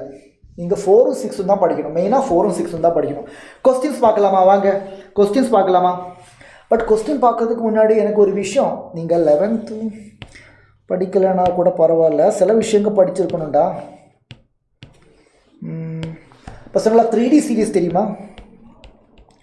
3D சீரீஸ் தெரியும்ல. ஸ்கூட்டி விக்ரமன், ஃபெக்கோ நிக்கூசன் தெரியும்ல. Scooty Vikraman, scandium, titanium, vanadium, chromium, manganese, iron, cobalt, nickel, copper, zinc இல்லை. ஸ்கூட்டி, விக்ரமன், ஃபெக்கோ, நிக்கூசன். பசங்களா இவங்களோட எல்லாம் ஆட்டோமிக் நம்பர் தெரியணும்டா. உங்களுக்கு எல்லாருக்கும் தெரியும், இது ஆட்டோமிக் நம்பர் 21, இது ஆட்டோமிக் நம்பர் 21, இது ஆட்டோமிக் நம்பர் 30 தெரியும். இவங்களோட எல்லாரோடையும் எலக்ட்ரானிக் கான்ஃபிகரேஷன் ஃபிங்கர் டிப்ஸில் இருக்கணும். அப்போ தான் VVT ஒழுங்காக படிக்க முடியும். எலக்ட்ரானிக் கான்ஃபிகரேஷன் ஐயோ பெருசாக எதுவும் சொல்லலை. ஸ்ட்ரக்சர் ஆஃப் ஆட்டம் சாப்டரில் எகெயின் 11th ஸ்ட்ரக்சர் ஆஃப் ஆட்டம் சாப்டரில் எலக்ட்ரானிக் கான்ஃபிகரேஷன் எப்படி படிக்கணும்னு ரூல்ஸ் அண்ட் ரெகுலேஷன்ஸ் எல்லாமே நீங்கள் படிச்சிருக்கீங்க. Hund's rule, Aufbau principle, Pauli's exclusion principle எல்லாம் படித்த அந்த இடத்துல நீங்கள் exceptional electronic configuration, chromium, copper. அப்போது எக்ஸப்ஷன் இல்லாததும் தெரியும், எக்ஸப்ஷன் தெரியும்னா எக்ஸப்ஷன் இல்லாததும் தெரியணும்ல. ஸோ உங்களுக்கு இது தெரிஞ்சிருக்கணும். ஸ்காண்டியத்திலிருந்து சிங்கு வரைக்கும் இருக்கிற 10 எலமெண்ட் 3D சீரீஸ் எலமெண்ட்ஸ். இந்த சீரீஸுக்கு பேர் என்ன? 3D series element. எந்த பீரியடில் இருக்காங்க? 4th பீரியடில் இருக்காங்க. 4th பீரியடில் இருக்கிற 3D சீரீஸ் எலமெண்ட்ஸ் ஸ்காண்டியத்திலிருந்து சிங்கு வரைக்கும் 10 எலமெண்டோட atomic number with electronic configuration நீங்கள் பை ஹார்ட்டாக படிச்சிருக்கணும். அதில் 2 எக்ஸப்ஷன் மட்டும்தான் வரும். ஒன்று குரோமியத்துக்கு, இன்னொன்று காப்பருக்கு. அந்த எக்ஸப்ஷன் உங்களுக்கு தெரியும். குரோமியத்துக்கு Dயில் 5 வரணும், காப்பருக்கு Dயில் 10 வரணும். அதுக்கான ஒரு எக்ஸப்ஷன் தான். தெரியுமா? Yes or no? ஏன்னா என்னால் இப்போ அதை டீச் பண்ண முடியாது பசங்களா, ஏன்னா நம்மளோட டைம் அப்போ போயிடும். பட் அதை நீங்கள் செப்பரேட்டாக ஒர்க் பண்ணி எடுத்துக்கோங்க. ஆல்ரெடி உங்களுக்கு தெரிஞ்சிருக்கும்னு நினைக்கிறேன். Most of the students know it.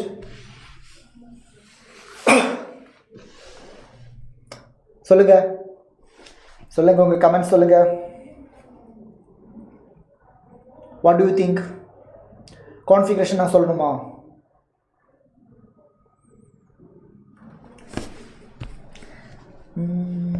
For example I will try, கொஞ்சம்லாம் ட்ரை பண்ணுறேன். ஸ்காண்டியம் 21 பசங்களா, அட்டோமிக் நம்பர் 21. அப்போ 1s2 2s2 2p6.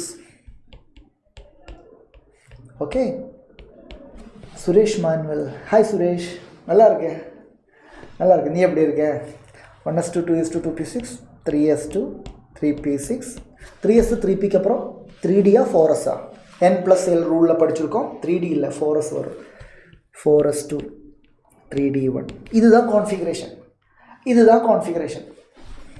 இது ஸ்காண்டியம் 21. இந்த 2 இங்கே இருக்குது, 1 இங்கே இருக்குது. அப்போ அடுத்து டைட்டானியம் 22. அப்போ 1s2 2s2 3s2 3p6 வரைக்கும் ஓகே. அப்புறம் 4s2 3d2. Vineeth hi Vineeth.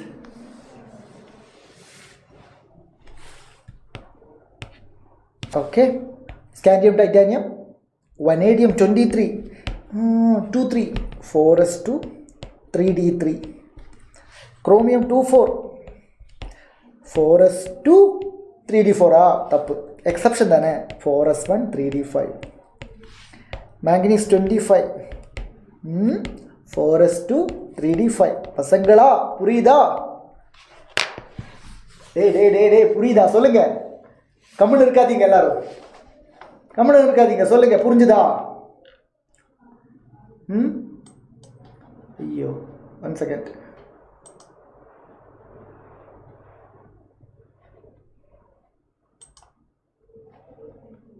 S Divya கிளியரா சுரேஷ் சாரி வினீத் புரிஞ்சுதா பத்ரி எஸ் இப்படி எழுதணும் இந்த கான்ஃபிகரேஷன் தெரியணும் அடுத்தது அயன் வரும் அப்புறம் கொபால்ட் வரும் அப்புறம் நிக்கல் வரும் அப்புறம் காப்பர் வரும் சிங்க் வரும் அந்த மாதிரி போகும் இந்த கான்ஃபிகரேஷன் எழுத தெரியணும் பசங்களா ஓகே சரி இப்போ நான் வந்து கொஸ்டின் பார்க்க போகிறேன் ஃபர்ஸ்ட் கொஸ்டின் விபிடியிலேருந்து எப்படியெல்லாம் கேள்வி கேட்பாங்க பாருங்கள் ஒரு காம்ப்ளெக்ஸ் கொடுத்துருக்காங்க ஒரு complex let me write here cobalt cobalt F6 fluorine தான் இப்போ லிகேண்டு அப்புறம் ஓவராலாக சார்ஜ் வந்து 3-2 கொடுத்துருக்காங்க ஓவரால் சார்ஜ் வந்து 3-2 கொடுத்துருக்காங்க ஸோ இந்த மாதிரி ஒரு கொஸ்டின் வருவாங்க ஃபஸ்ட்டு வேலை என்ன தெரியுமா விபிடியில் நம்ம கொஸ்டினை அப்ரோச் பண்ணும்போது ஃபஸ்ட்டு வேலை சென்ட்ரல் மெட்டல் ஆட்டம் யார் central metal atom cobalt central metal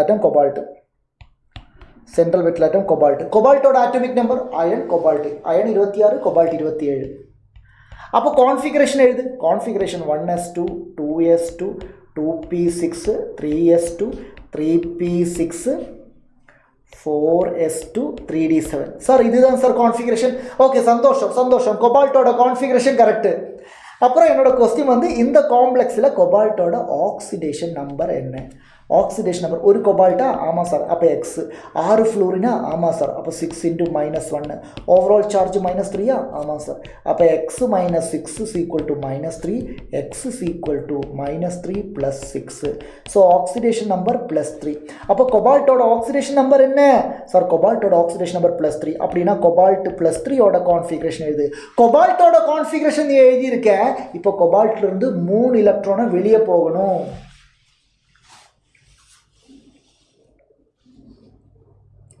okay கண்டிப்பாக வினீத் அதை வந்து நான் இன்னொரு இடத்துல சொல்கிறேன் இன்றைக்கி வந்து நமக்கு கோஆர்டினேஷன் காம்பவுண்ட் 1 ஷாட்டில் முடிக்கணும்டா நிறைய தியரி இருக்குது ஓகே ஸோ கண்டிப்பாக இது வந்து நம்ம சேனலே இல்லைல்ல நீட் சேனலே இல்லை நம்ம நீட் சேனலில் கண்டிப்பாக அதை பற்றி டீட்டெயிலாக பேசுகிறேன் ஓகே ஆமாம் Vineeth I am from Palakkad currently கேலிக்கட்டில் இருக்கேன் ஓகே கொபால்ட்டு 3+ 3 எலக்ட்ரானை நம்ம கொடுக்குறோம் அப்போ 3 எலக்ட்ரான் வெளியே போகணும் எங்கேருந்து போகணும் 3 எலக்ட்ரான் எப்பவுமே எலக்ட்ரான் வெளியே போகும்போது அவுட்டர் ஆர்பிட்ல இருந்து போகும் அவுட்டர் ஆர்பிட் யாரு 4s ஆனால் 4sல 2 தான் இருக்குது நமக்கு 3 போகணும் அப்போ 4sல இருந்து 2 போகும் மிச்சம் இருக்கிற ஒரு எலக்ட்ரான் 3dல இருந்து போகும் அப்போ கான்ஃபிகரேஷன் என்ன அப்போ 1s2 2s2 3s2 3p6 4s இல்லை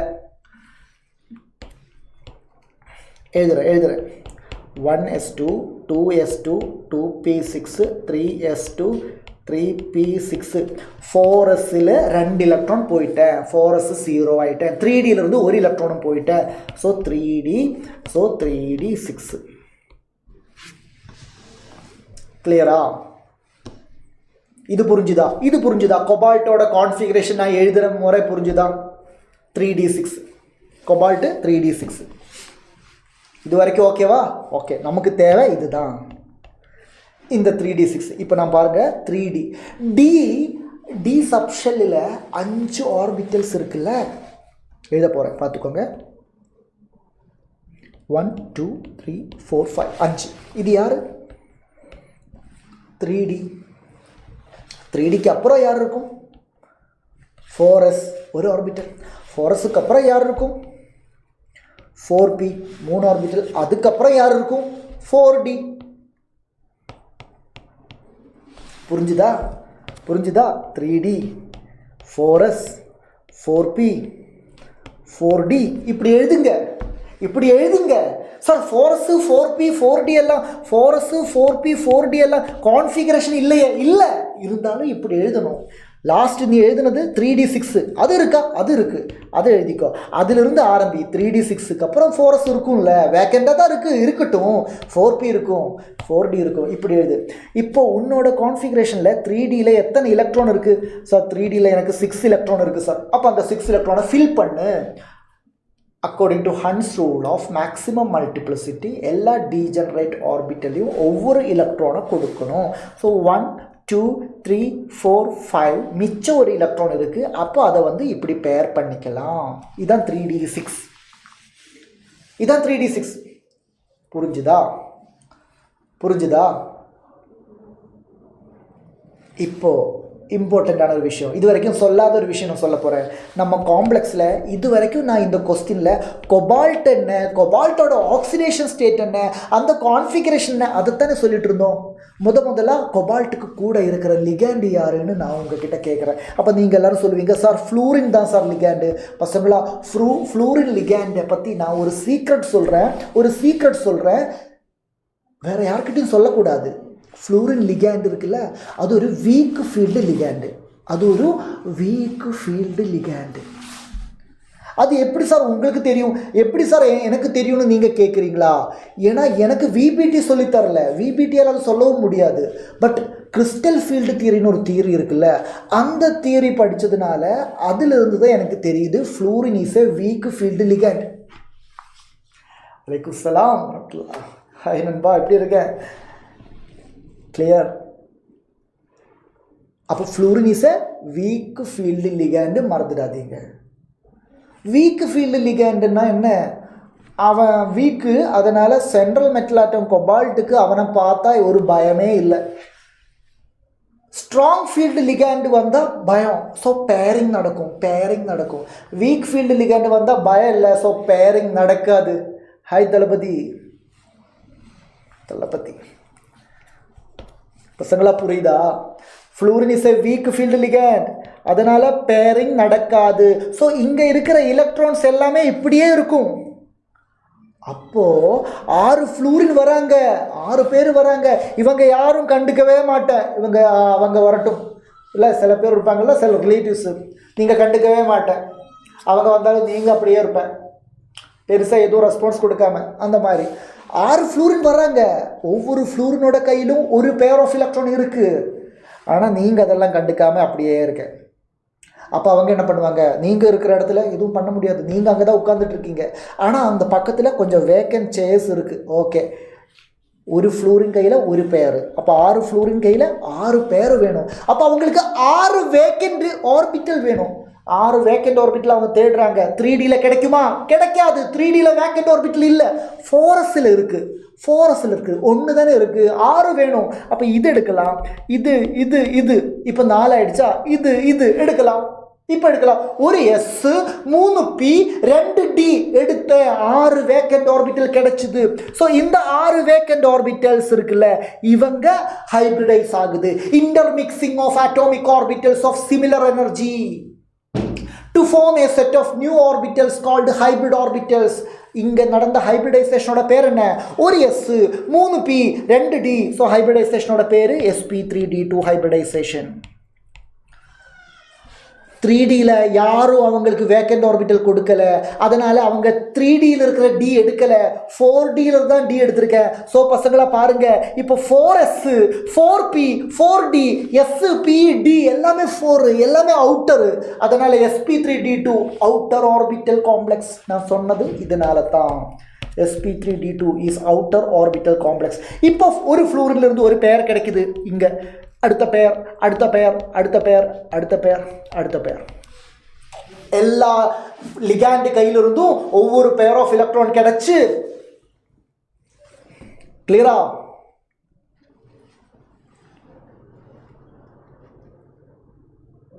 எஸ் கண்டிப்பாக தெர்மோடைனமிக்ஸ் பக்கா தானே.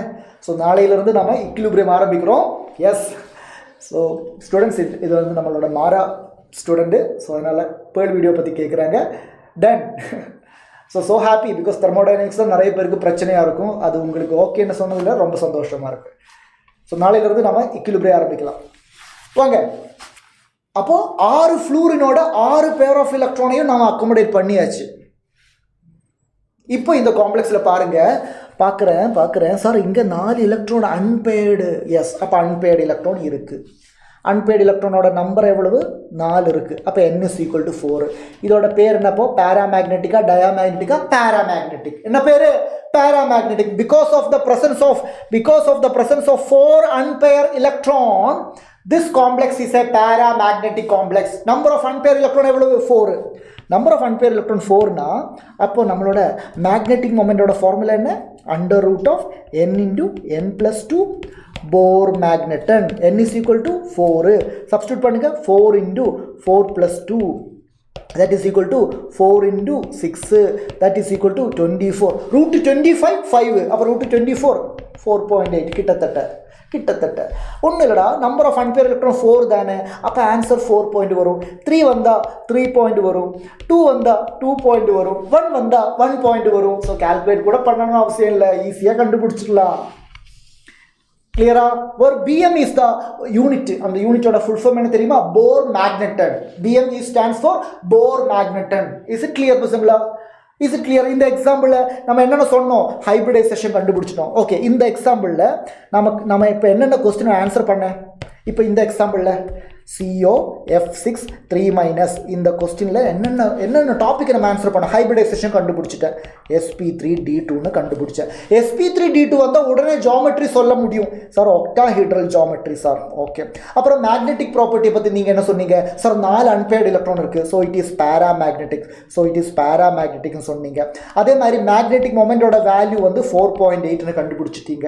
ஓகே, அவுட்டர் ஆர்பிட்டல் காம்ப்ளெக்ஸா இன்னர் ஆர்பிட்டல் காம்ப்ளெக்ஸா சார்? sp3d2ல PED எல்லாமே அவுட்டர் சார். அதனால அவுட்டர் ஆர்பிட்டல் காம்ப்ளெக்ஸ். அடுத்தது இன்னொரு கேள்வி கேட்பாங்க. என்ன கேள்வி தெரியுமா? லோ ஸ்பின்னா ஹை ஸ்பின்னான்னு கேட்பாங்க. இப்போ இங்கே பாருங்க, நம்மளோட ஃபைனல் ஆன்சரில் இங்கே அன்பேர் எலக்ட்ரான் எல்லாம் இருக்குல்ல, இருக்கு சார். அப்போ அது ஹை ஸ்பின்னு. அன்பேர் எலக்ட்ரான் அதிகமாக இருந்தால் ஹை ஸ்பின்னு, அன்பேர் எலக்ட்ரான் கம்மியாக இருந்தால் லோ ஸ்பின்னு. கிளியரா? அப்போ நாம் இப்போ எழுத வேண்டியது நம்ம காம்ப்ளெக்ஸில் அன்பேர் எலக்ட்ரான் இருக்குது, 4 இருக்கா? So it is high spin complex. Yes, very good Shivani Sasikumar, very good.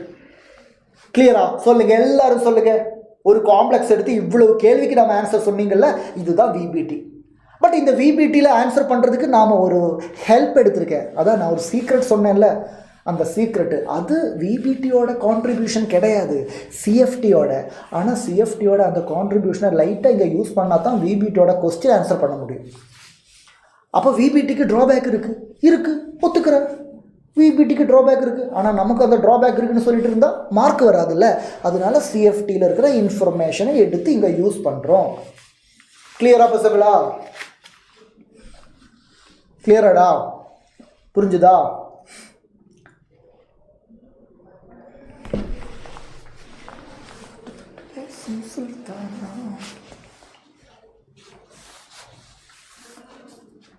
ரெடியா? போலாமா?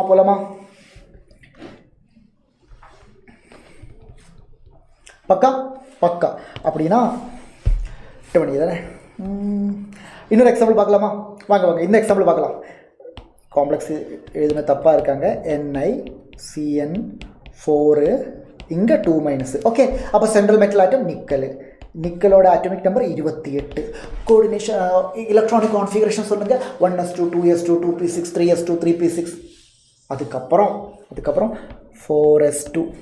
4s2க்கு அப்புறம் 3d8. 4s2 3d8. இப்போ நிக்கலோட ஆக்சிடேஷன் நம்பர் கண்டுபிடிங்க. எப்படி சார்? நிக்கல் X 4 CN இருக்குது. அப்போ -4. CNோட ஆக்சிடேஷன் நம்பர் -1. அப்போ 4 × -1 -4. that is equal to -2. அப்போ X is equal to -2 + 4. that is equal to +2. Oxidation state +2.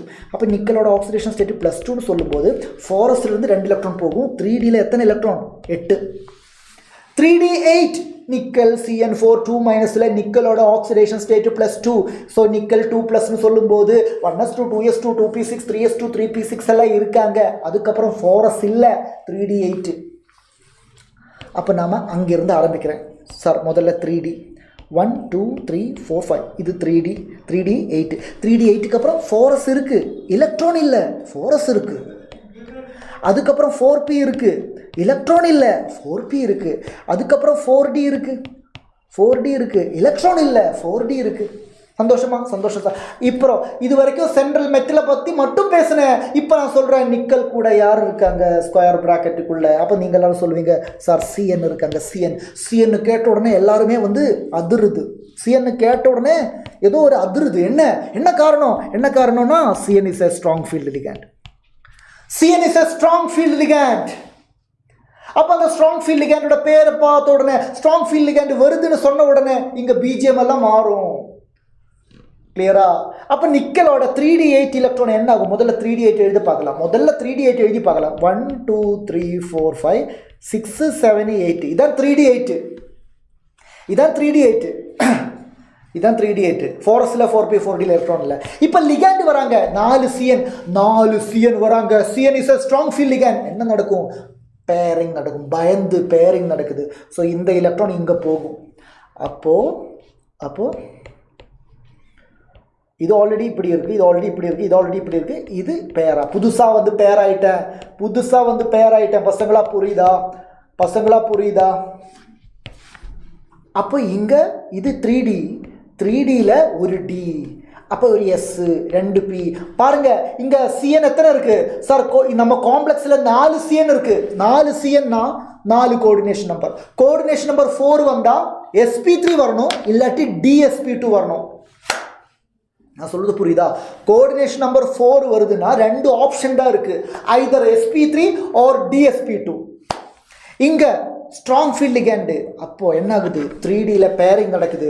So ultimately நம்ம Dயில் ஒரு ஆர்பிட்டல் வேக்கண்ட் ஆகுது. தட் மீன்ஸ் D அவைலபிளாக இருக்கேன். ஸோ நீங்கள் இப்போ சொல்லுங்க, sp3 வரப்போகுதா dsp2 வரப்போகுதா? sp3 வரப்போகுதா dsp2 வரப்போகுதா? நீங்கள் சொல்லுங்கள். 2 ஆப்ஷன் தான் இருக்குது. ஒக்டாஹீட்ரல்லாம் இங்கே வராது. கோஆர்டினேஷன் நம்பர் 4 வச்சு எப்படி ஒக்டாஹீட்ரலை பற்றி யோசிக்கலாம்? தப்பு. கண்டிப்பாக பேரிங் நடந்திருக்கு. பேரிங் நடந்தாச்சு. இப்போ என்னோட கேள்வி sp3 ஹைபிரிடைசேஷனா dsp2? Very good Badri, you said it is dsp2. அப்போது யாரெல்லாம் ஹைபிரிடைசேஷன் இன்வால்வ் ஆகுது? இவங்க தான் ஹைபிரிடைசேஷனில் இன்வால்வ் ஆக போகுது.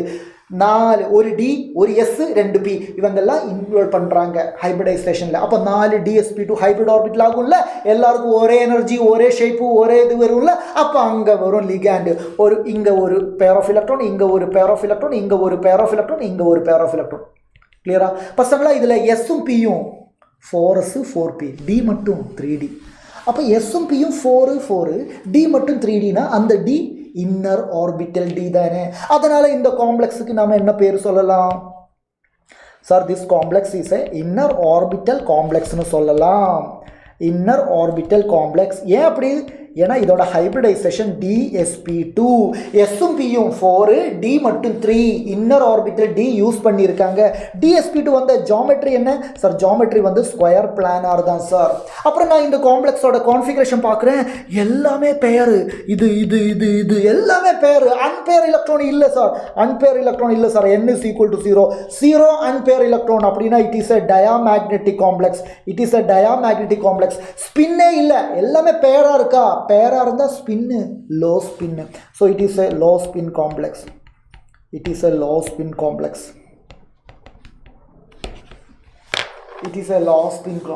Inner orbital complex, low spin complex, diamagnetic, square planar. இவ்வளவு தாண்டா. இந்த மாதிரி தாண்டா கேள்வி கேட்பாங்க. இதுக்கு மேலே ஒரு கேள்வி கேட்க முடியாது பிபிடியில். கிளியர் ஆயிடுச்சா? பக்கா?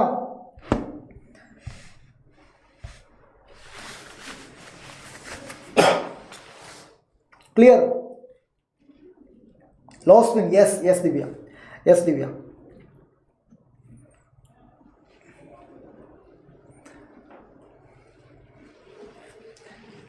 Ready? ஒரே ஒரு எக்ஸாம்பிள், லாஸ்ட் எக்ஸாம்பிள். அதுக்கப்புறம் நம்ம சேஃப்டிக்கு போகிறோம். One last example. ஓகேவா? Because I want to experience. ஒரு 10 எக்ஸாம்பிளாவது பண்ணணும் ஆக்சுவலி. பட் நமக்கு வந்து இப்போ யூடியூப்பில் பண்ண முடிஞ்சது நம்ம மேக்ஸிமம் பண்ணுறோம். பசங்களாக அடுத்த எக்ஸாம்பிள் NiCN4. இந்த எக்ஸாம்பிள் வேண்டாம். இது NiCN4 தான் இப்போ பண்ணேன். நமக்கு அடுத்தது இதை பண்ணலாம். இது பண்ணலாம். NiCO4. Okay Divya ready? எல்லாரும் ரெடியா? பத்ரி, திவ்யா எல்லாரும் ரெடியா? சொல்லுங்க சொல்லுங்க.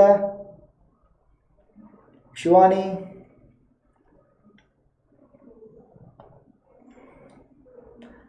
மெடிக்கோ, தளபதி, வினீத் எல்லாரும் வாங்க. Ready ready. NiCO4 பசங்களா பாருங்க. சென்ட்ரல் மெட்டல் ஆட்டம் யாரு? வேற யாரும் இல்லை சார், நிக்கல் தான். நிக்கலோட அட்டாமிக் நம்பர் என்ன? 28. இங்க ஆக்சிடேஷன் நம்பர் 0. ஏன்னா carbonyl is a neutral ligand. Carbonyl is a neutral ligand, so oxidation state is 0. அப்ப நிக்கலோட configuration sir 1s2 2s2 2p6 3s2 3p6 4s2 4s2 3d8. இவ்வளவுதான் சார். இனிமே oxidation state இல்லை, இனிமே electron வெளியே போக மாட்டேன். 4s2 3d8. ஸோ நாம் usually பண்ணுற மாதிரி முதல்ல நாம் என்ன எழுதணும்? 3d எழுதணும்.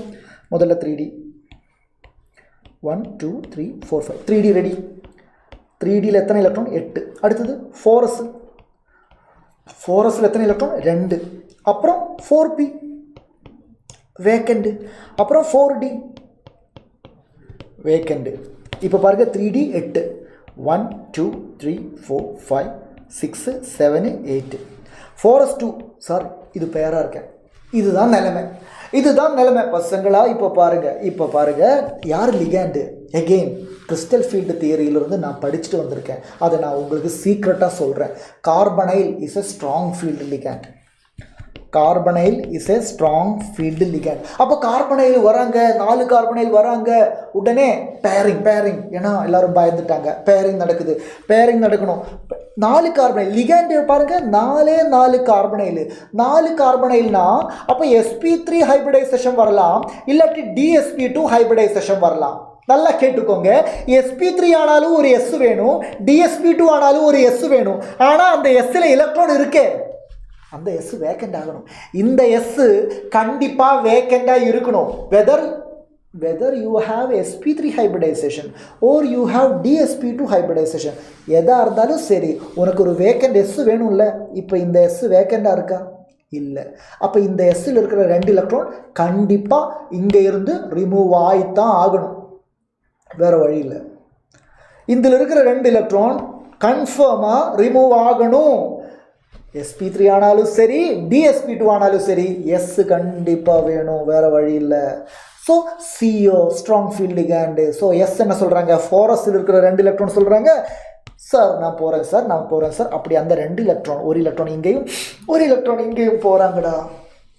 அப்படி போகும்போது எக்ஸ்கியூஸ் மீ, சாரி பசங்களா. அப்போ நம்ம 4s காலி, சந்தோஷம். 4p காலி, 4d காலி. ஓகே,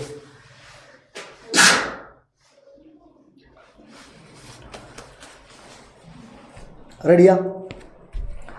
3d 8 இருந்தது. இப்போ பாரு 1 2 3 4 5 6 7 8 9 10. இப்போ அது 3d 10 ஆகிட்டேன். 4s 0, 4p 0, 4d 0. ஓகே, இப்போ எத்தனை லிகேண்டு? 4 லிகேண்டு. 4 லிகேண்டுக்கு 4 வேக்கண்ட் ஆர்பிட்டல் போதும்ல? எஸ். அப்போது இனிமேல் 3dயில் யாராவது மிச்சம் இருக்கா? யாரும் மிச்சம் இல்லை. அதனால் sp3 hybridisation sp3. Is it dsp3யா? எப்படி சிவானி? அப்படி ஒரு ஹைபிரிடைசேஷன் இல்லைடா. dsp3 கிடையாது, dsp2 தான் இருக்குது. பட் பாருங்கள், எஸ்லேருந்து எலக்ட்ரான் டியில் வந்து ஃபில் ஆகிடுச்சுல்ல. எஸ்ஸில் இருக்கிற எலக்ட்ரான் டியில் ஃபில் ஆகிடுச்சுல்ல. அப்புறம் எப்படி dsp3 எல்லாம் வரும்? dsp3நே கிடையாது, dsp2 இருக்குது, sp3 இருக்குது. ரெண்டையும் மிக்ஸ் பண்ணி புதுசாக ஏதோ சொல்கிறேன். கிளியரா? அப்போ sp3 ஹைபிரிடைசேஷன். இனிமேல் பாருங்கள், 4 CO. அப்போ ஒவ்வொரு COலேருந்து ஒவ்வொரு பேர் ஆஃப் எலக்ட்ரான் இந்த ஹைப்ரிட் ஆர்பிட்டல்ஸ் கூட சேருவாங்க. அப்போ ஹைபிரிடைசேஷன் sp3 வந்தால் ஜாமெட்ரி டெட்ராஹீட்ரல். இப்போ sp எல்லாமே 4s 4p அவுட்டர் ஆர்பிட்டலா? ஆமாம், இது அவுட்டர் ஆர்பிட்டல் காம்ப்ளெக்ஸ். அண்ட் இங்கே பாருங்கள், எல்லா ஆர்பிட்டலும் பேராக இருக்காங்க. அப்படின்னா diamagnetic n is equal to 0. High ஸ்பின்னா லோ ஸ்பின்னு சொல்லுவாங்க. Is it clear? Shivani Sasikumar, DSP3 இல்லை, DSP2 தான் வரணும். பட் அது வர முடியாது இங்கே, ஏன்னா 3Dயில் ஃபீல்டாக இருக்கேன், 3Dயில் கேப் இல்லை, வேக்கன்சி இல்லை, அப்புறம் SP3 தானே ஆப்ஷன் இருக்குது. Okay,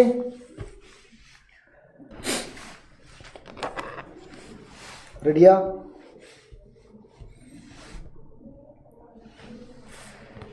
okay okay okay, yes yes yes. அப்புறம் இந்த வேலன்ஸ் பவுண்ட் தியரிக்கும் சம் டிஸ்அட்வான்டேஜஸ் எல்லாம் இருக்குது, கண்டிப்பாக இருக்கும். அதனால தான் நம்ம அடுத்தது நம்ம CFT படிக்க போகிறேன். What will cause the movement of electron from four s to 3D? ஏன் ஃபாரஸ்ட்லேருந்து 3Dக்கு வரும்? ஏன் வருது? ஏன்னா CO is a strong field ligand. கண்டிப்பாக பாருங்கள், அது இல்லாமல் என்ன நடக்கும் சிவானி? நல்லா பாரு, 4 லிகேண்டு தான் இருக்குது, 4 லிகேண்டு தான் இருக்குது. 4 லிகேண்டு வந்தால் ஐதர் SP3 ஹைப்ரிடைசேஷன் ஓர் DSP2 ஹைப்ரிடைசேஷன். இது ரெண்டானாலும் அதில் S வேணும்ல, அந்த Sல ஆல்ரெடி 2 எலக்ட்ரான் இருக்குது. தட் மீன்ஸ் அந்த 2 எலக்ட்ரான் அங்கேருந்து போய்தான் ஆகணும், வேறு வழி இல்லை. ஸோ எங்கே போவாங்க? கண்டிப்பாக அவங்க அதுக்கு நியரஸ்ட் லோவர் எனர்ஜி ஆர்பிட்டலுக்கு போவாங்க. ரெடியா சிவானி? கிளியரா?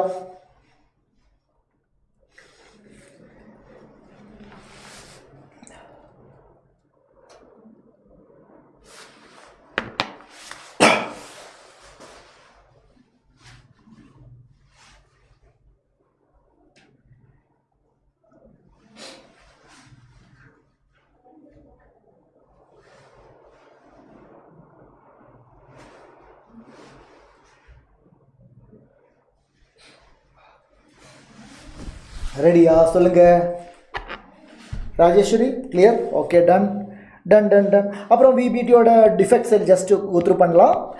ஓகே, ஆல்ரெடி நமக்கு வந்து டைம் ஆகுது. ஸோ ஜஸ்ட் கோத்ரூ பண்ணுங்க. இட் டஸ் நாட் கிவ் பாருங்க மேக்னெட்டிக் நேச்சர், பேராமேக்னெட்டிக்கா டயாமேக்னெட்டிக்கான்னு சொல்கிறாங்க. பட் அது ஒரு குவான்டிடேட்டிவாக எந்த அளவுக்கு மேக்னெட்டிக் நேச்சர் இருக்குது அது இங்கே சொல்லலை. Quantitative interpretation of magnetic nature சொல்ல முடியலை.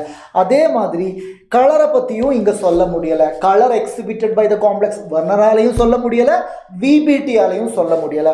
அதே மாதிரி ஸ்டெபிலிட்டி ஆஃப் த காம்ப்ளெக்ஸையும் ஒரு quantitative explanation of the stability of the காம்ப்ளெக்ஸும் இங்கே சொல்ல முடியலை. அண்ட் லிகேண்ட் வந்து வீக்காக ஸ்ட்ராங்காக அதெல்லாம் டிஸ்டிங்விஷ் பண்ணுறதுக்கு VBTயால் முடியலை.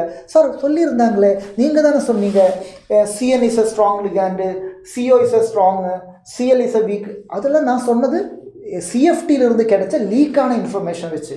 அது இங்கே VBTயோட இன்ஃபர்மேஷன் கிடையாது. ஓகே, அது ஒரு சீக்ரெட்டு. இந்த சீக்ரெட் தான் நான் உங்ககிட்ட சொன்னேன். கிளியராக பசங்களா? Om Hunter hi, good evening. So பசங்களா புரிஞ்சுதா? அவ்வளோதான். ஸ்டெபிலிட்டி சொல்ல முடியாது, கலர் சொல்ல முடியாது, மேக்னெட்டிக் நேச்சரோட குவான்டிடேட்டிவாக எக்ஸ்பிளனேஷன் சொல்ல முடியலை, லிகேண்டு ஸ்ட்ராங்காக வீக்கானு சொல்ல முடியலை. இந்த மாதிரி நிறைய ட்ராபேக்ஸ் நமக்கு இங்கே சொல்லலாம். ரெடியா? அப்படின்னா அடுத்த தியரி நம்பர் 3 CFT. ரெடியா?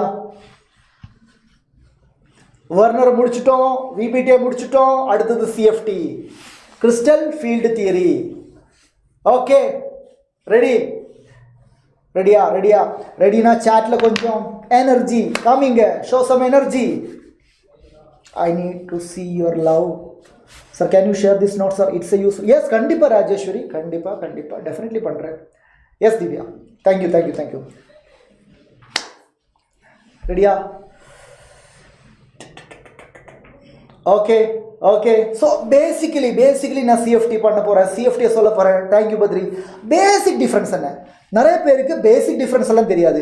VBTனா ஏதோ ஹைப்ரிடைசேஷனை பற்றியெல்லாம் சொல்லணும், CFTனா ஏதோ ஸ்பிளிட்டிங்கை பற்றி சொல்லணும். அதான் பேசிக் அண்டர்ஸ்டாண்டிங் இல்லை பசங்களா. பேசிக் அண்டர்ஸ்டாண்டிங் முதல்ல வேணும். CFTக்கும் VBTக்கும் இருக்கிற பெரிய டிஃப்ரென்ஸ் என்ன தெரியுமா? VBT கோஆர்டினேஷன் காம்ப்ளெக்ஸில் இருக்கிற போண்டு கோவாலன் போண்டுன்னு நினச்சி தியரியை உருவாக்கியிருக்காங்க. ஆனால் CFT கோஆர்டினேஷன் காம்ப்ளெக்ஸில் இருக்கிற போண்டு அயோனிக் போண்டுன்னு நினச்சி தியரியை உருவாக்கியிருக்காங்க. ஸோ ரெண்டு பேரோட ரெண்டு வியூ பாயிண்ட் புரியுதா? வியூ பாயிண்டில் டிஃப்ரென்ஸ் இருக்குது. VBTயை பொறுத்த வரைக்கும் the bonding present in a complex is covalent bond. கோவாலன்ட் பாண்டுன்னு சொன்னதுனால தான் ஹைப்ரிடைசேஷனை பற்றியெல்லாம் பேசினேன். ஏன்னா ஹைப்ரிடைசேஷன் கோவாலன்ட் பாண்டில் தானே இருக்குது. அயோனிக் பாண்டுக்கு ஹைபிரிடைசேஷன் இருக்குமா? இல்லை. ஆனால் சிஎஃப்டியை பொறுத்த வரைக்கும் the bonding present in a complex is not covalent, it is ionic in nature சொல்கிறாங்க. அதனால் சிஎஃப்டியில் ஹைபிரிடைசேஷன் கிடையவே கிடையாது. In CFT there is no hybridization because it is பக்கா ionic in nature. அயோனிக்னா என்ன?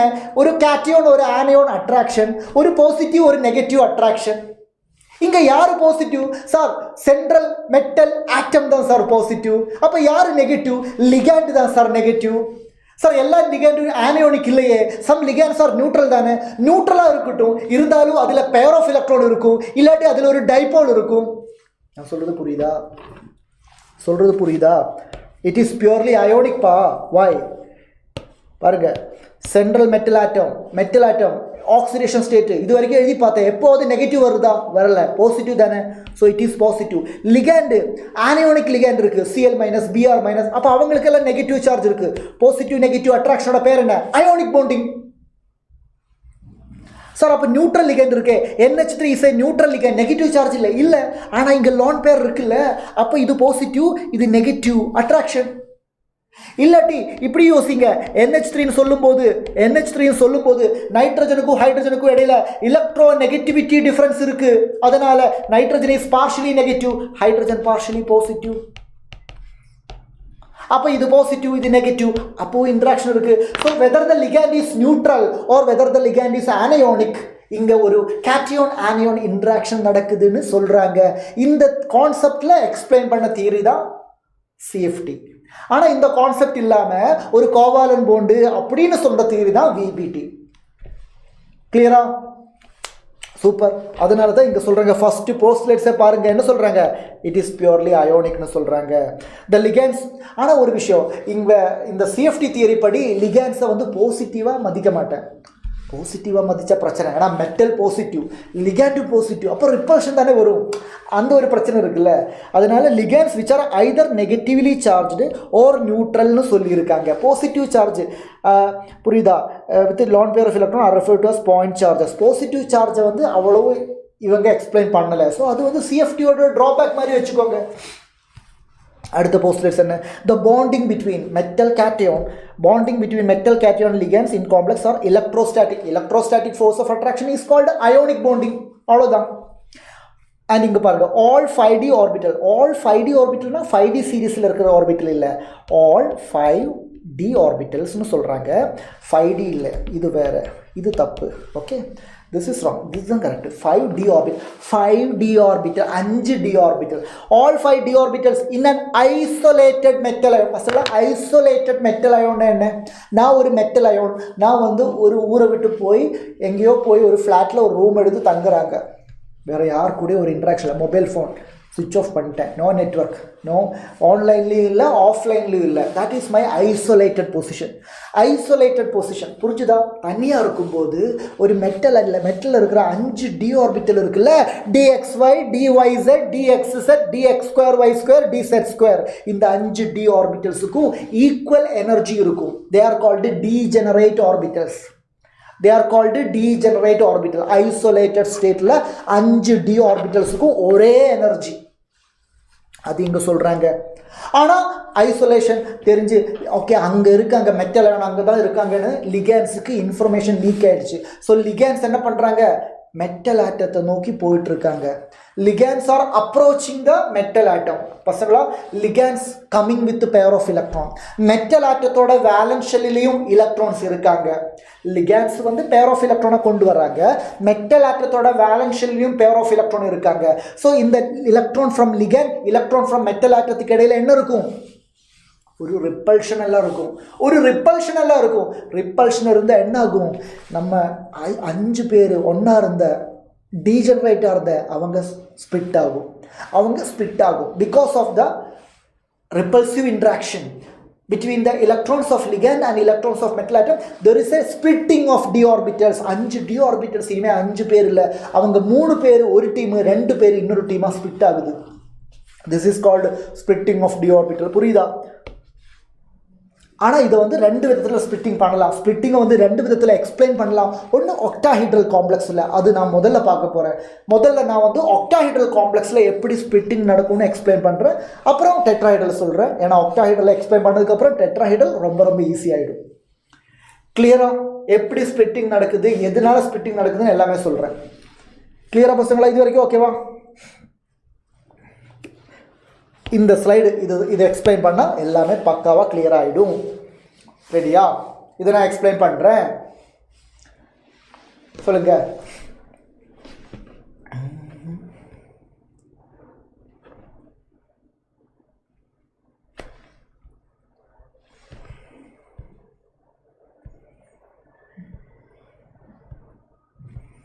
ரெடியா?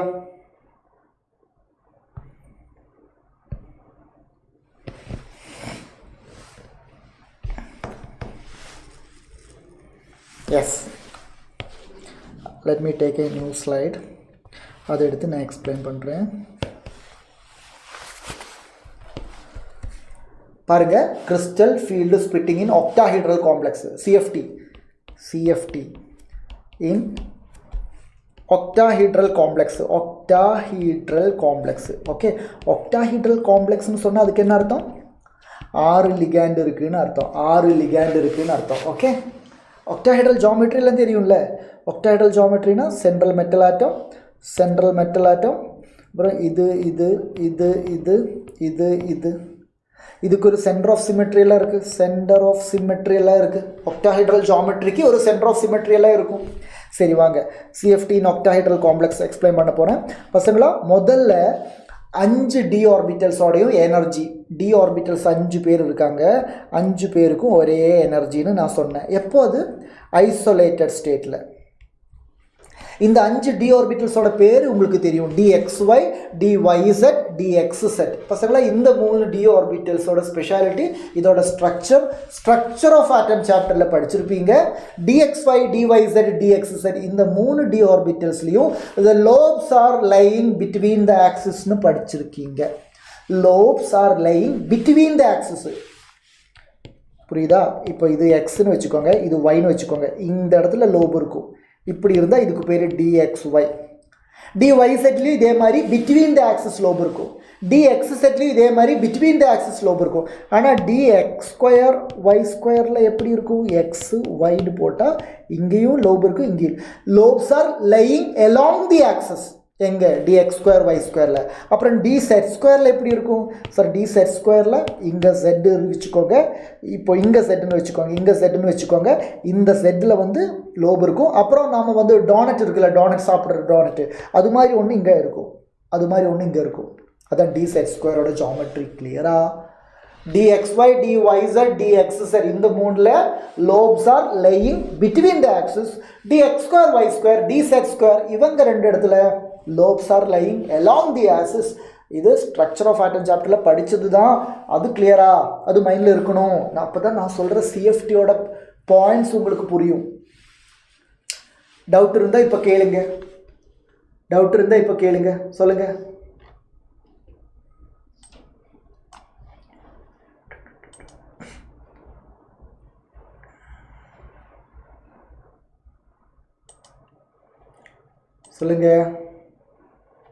ரெடியா? பக்கா? கிளியர்? ஓகே, சரி. அப்போது பசங்களை பாருங்கள், முதல்ல 5 d ஆர்பிட்டல்ஸுக்கு ஒரே எனர்ஜிடா. ஓகே, இப்போ இந்த d ஆர்பிட்டலில் எலக்ட்ரான் இருக்கும். ஓகே, எலக்ட்ரான்ஸ் இருக்குல்ல, 3d6 3d8 அந்த மாதிரியெல்லாம் எலக்ட்ரான்ஸ் இங்கே இருக்கும். நான் இப்போ எழுதலை, பட் எலக்ட்ரான்ஸ் இருக்குது. இப்போது இதை லிகேண்ட்ஸ் அப்ரோச் பண்ணும்போது நல்லா கேட்டுக்கோங்க. இப்போ நம்ம பேசிகிட்டு இருக்குது ஒக்டாஹீட்ரல் காம்ப்ளெக்ஸை பற்றி. இன் ஒக்டாஹீட்ரல் காம்ப்ளெக்ஸ் லிகேண்ட்ஸ் வந்து எலாங் தி ஆக்சிஸ் தான் வரும். ஒக்டாஹீட்ரல் காம்ப்ளெக்ஸில் லிகேண்ட்ஸ் எல்லாமே ஆக்சிஸ் வழியாக தான் வரும். Ligands are approaching the central metal atom along the axis. அப்போ லிகேண்ட்ஸ் வரும்போது சென்ட்ரல் மெட்டல் ஆட்டத்தோட இந்த 5 d ஆர்பிட்டல்ஸ் அவங்களுக்கு ரிப்பல்ஷன் ஃபீல் ஆகும். ஏன்னா இந்த d ஆர்பிட்டல்ஸ்லயும் எலக்ட்ரான்ஸ் இருக்காங்க, வர லிகேண்ட்ஸ்லயும் எலக்ட்ரான்ஸ் இருக்காங்க. அப்போ there will be repulsion. But அந்த ரிப்பல்ஷன் எல்லா d ஆர்பிட்டல்ஸுக்கும் ஒரே மாதிரி இருக்குமா? இருக்காது. ஆனால் ரிப்பல்ஷன் கண்டிப்பாக எல்லாருக்குமே இருக்கும், ஒரே மாதிரி இல்லை. பசங்களா ரிப்பல்ஷன் வந்தால் என்ன ஆகும்? ஸ்டெபிலிட்டி குறையும். ஸ்டெபிலிட்டி குறைஞ்சா என்ன ஆகும்? எனர்ஜி கூடும். அதனால் லிகேண்ட்ஸ் அப்ரோச் பண்ணும்போது இந்த 5 d ஆர்பிட்டல்ஸோடையும் எனர்ஜி இன்க்ரீஸ் ஆகுது. எல்லா d ஆர்பிட்டல்ஸுக்கும் ஒரே மாதிரியாக எனர்ஜி இன்க்ரீஸ் ஆனே இல்லை. சம் லிகேண்ட்ஸ், எல்லா லிகேண்ட்ஸும் ஆக்சிஸ் வழியாக தானே வரேன். அப்போது d ஆர்பிட்டல்ஸோட லோபு ஆக்சிஸில் கிடக்கும்போது அவங்களுக்கு தான் அதிகமாக ரிப்பல்ஷன் ஃபீல் ஆகும். எந்த d ஆர்பிட்டல்ஸில் லோபு வந்து ஆக்சிஸில் கிடக்குது? dx2y2 dz2 dx2y2 dz2. இந்த 2 d ஆர்பிட்டல்ஸில் தான் lobes are laying along the axis, ligands also coming along the axis, so there will be more repulsion. so அவங்களோட எனர்ஜி தான் அதிகமாக இருக்கும்.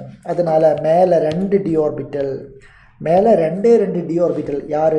dx2 y2 dz2.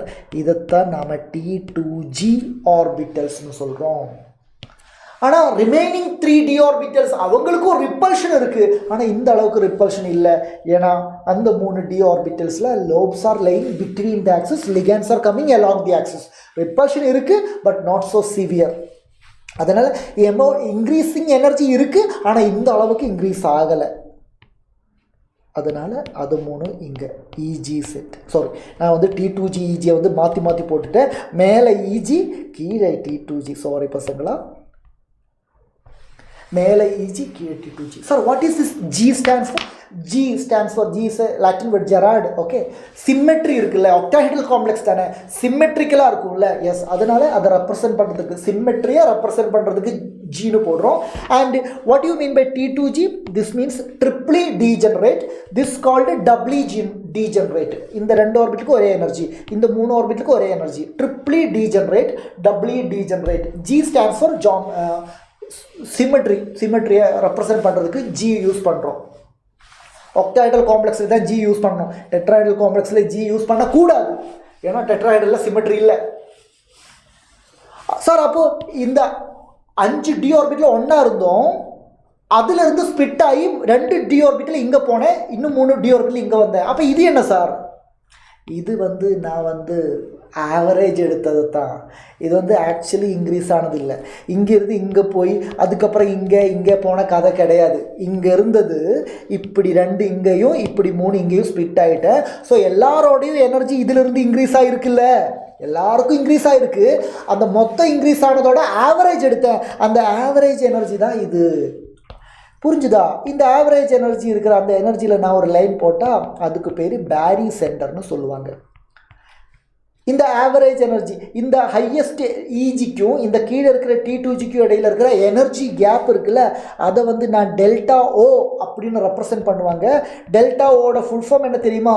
Crystal field splitting energy in octahedral காம்ப்ளெக்ஸ்னு சொல்லுவாங்க. Crystal field splitting energy in octahedral complex.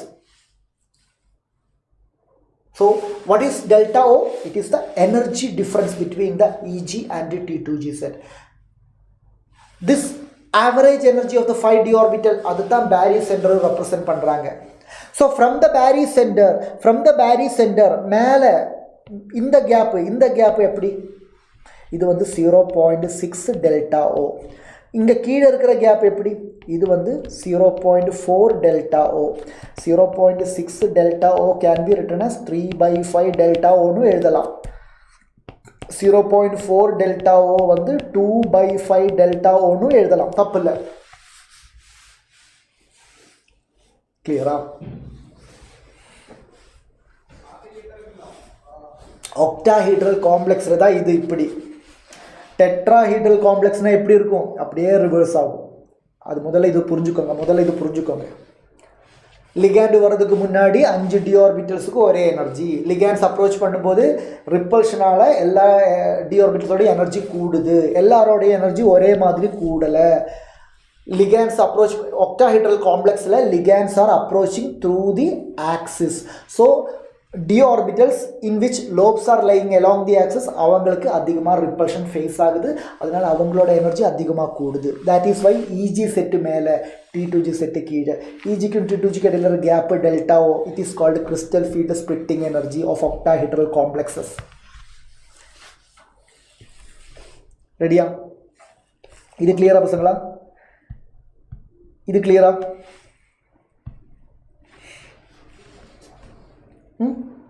இங்கே ஒரே ஒரு விஷயம் மட்டும் சொன்னால் நமக்கு வந்து டெட்ராய்டல் காம்ப்ளெக்ஸ் பார்க்கலாம். அதுக்கு நான் ஒரு ஸ்லைடு எடுக்கிறேன், நல்லா பாருங்கள். ரெண்டு சிச்சுவேஷன் சொல்கிறேன். லிகாண்டு வீக்காக ஸ்ட்ராங்கான நாம் சிஎஃப்டியில் இருந்து தானே இன்ஃபர்மேஷன் எடுத்தேன். அந்த இன்ஃபர்மேஷனை வச்சு ஒரு விஷயம் சொல்ல போகிறேன். Week field ligand, strong field ligand, இப்படி வச்சுக்கோங்க. ரெண்டு கேட்டகரை பண்ணிக்கோங்க. இங்கே பாருங்கள், கீழே இருக்கிறது T2G, இது T2G, மேலே இருக்கிறது EG. என்ன கேப்பு ரொம்ப கம்மியாக இருக்குது? ஆமாம், கேப்பு ரொம்ப கம்மியாக நான் வரைஞ்சேன். ஏன்னா இது வீக் ஃபீல்டு லிகாண்ட் இருக்கிற இடம். when the ligands are weak, the splitting of the d orbital splitting கம்மியாக இருக்கும். ஸ்பிளிட்டிங் கம்மியாக இருக்குன்னா இந்த எனர்ஜி கேப்பு கம்மியாக இருக்கும். when the ligands are strong, ligands ஸ்ட்ராங்காக இருந்தால் எப்படி இருக்கும்? ligands ஸ்ட்ராங்காக இருந்தால் T2G இங்கே இருக்கும், EG இங்கே இருக்கும். கேப்பு பாருங்கள், எனர்ஜி கேப்பு ரொம்ப அதிகம். புரியுதா? எனர்ஜி கேப்பு ரொம்ப அதிகம். புரியுதா? கிளியரா பசங்களா? இது புரிஞ்சுதா? வீக் ஃபீல்டு லிகாண்ட்ஸு வீக்காக இருந்தால் இந்த T2G EG ஸ்ப்ளிட்டிங்கு கம்மியாக இருக்கும். லிகாண்டு ஸ்ட்ராங்காக இருந்தால் தான், ஸ்ட்ராங் லிகாண்டு வருது, அப்போ அதிகமாக ரிப்பல்ஷன் நடக்கும், அப்போ அதிகமாக எனர்ஜி கூடும், அப்போ இந்த கேப் அதிகமாக இருக்கும். வீக் லிகாண்டு வருது, அவ்வளோ ரிப்பல்ஷன் இல்லை, அதனால ஸ்ப்ளிட்டிங் கம்மியாக இருக்கும். Is it clear? அப்போ weak field ligand, strong field ligand, இப்படி ஒரு செட்டப் இருக்குது. நல்லா பாருங்கள், இது ஒரு இம்பார்ட்டண்டான விஷயம். கான்ஃபிகரேஷன் எழுத போகிறேன். D1, Dயில் ஒரு எலக்ட்ரான் தான் இருக்குது. அப்போ அந்த ஒரு எலக்ட்ரான் இங்கே, அவ்வளோதான். T2G1 சொல்லலாம். Dயில் 2 எலக்ட்ரான், அப்போ 1 2, T2G2 EG0. Dயில் 3 electron, 1 2 3, T2G3 EG0. நல்லா கேட்டுக்கோங்க, Dயில் 4 எலக்ட்ரான். Dயில் 4, இது வரைக்கும் பிரச்சனை இல்லை. 1 2 3, 1 இங்கே கொடுக்கலாம், 2 எலக்ட்ரானா இங்கே கொடுக்கலாம், 3 எலக்ட்ரானா இங்கே கொடுக்கலாம். ஆனால் 4 எலக்ட்ரான் வரும்போது டவுட்டு. 1 2 3 4 இங்கே போகணுமா, இல்லை 1 2 3 4 இங்கே பேர் பண்ணணுமா, அந்த டவுட்டு வரும். அதனால தான் எப்போவுமே பேரிங் பண்ணும்போது 4ஆமത്തെ எலக்ட்ரான்லேருந்து தான் பேரிங் பண்ணணும். ஃபஸ்ட்டு 3 எலக்ட்ரான்ஸுக்கு பேரிங் எல்லாம் கிடையாது எல்லாரும் சொல்லுவாங்க. அதுக்கு ரீசன் இது தான். ஓகே பசங்களா? ஸோ D4 கான்ஃபிகரேஷன் இமேஜின் பண்ணுங்கள். D4, அப்போ Dயில் 4 எலக்ட்ரான் இருக்குல்ல, 1 2 3, 4ஆவது எலக்ட்ரான் எங்கே போகணும்? மேலே போகணுமா? மேலே போகிறதெல்லாம் அவ்வளோ கஷ்டம் எல்லாம் இல்லை. ஏன்னா இவ்வளோ தானே கேப் இருக்குது, ஈஸியாக மேலே போகலாம். 1 2 3 4 இங்கே பேர் பண்ணணுமா? நல்லா கேட்டுக்கோங்க. மேலே ஒரு எலக்ட்ரான் போகணுன்னாலும் எனர்ஜி வேணும். 1 2 3க்கு அப்புறம் 4th எலக்ட்ரான் இங்கே பேர் பண்ணுறதுனால அதுக்கும் எனர்ஜி வேணும். ஒரு ஆர்பிட்டலில் ஆல்ரெடி ஒரு எலக்ட்ரான் இருக்குது, அதுக்குள்ளே இன்னொரு எலக்ட்ரானை வைக்கணும்னா பேரிங் எனர்ஜி. இங்கே 3 எலக்ட்ரானை கொடுத்ததுக்கப்புறம் 4ஆவது எலக்ட்ரானை மேலே கொடுக்கணும்னா அதுக்கு பேர் ஸ்ப்ளிட்டிங் எனர்ஜி. அப்போ 2 எனர்ஜி, மேலே போகணுன்னாலும் எனர்ஜி வேணும், இருக்கிற இடத்துல பேரிங் பண்ணணுன்னாலும் எனர்ஜி வேணும். பட் நான் கேட்குறேன், இது வீக் ஃபீல்டு லிகாண்ட் தானே, அப்போ இங்கே கேப்பு கம்மி தானே, அப்போ 4th எலக்ட்ரான் எங்கே போகும்?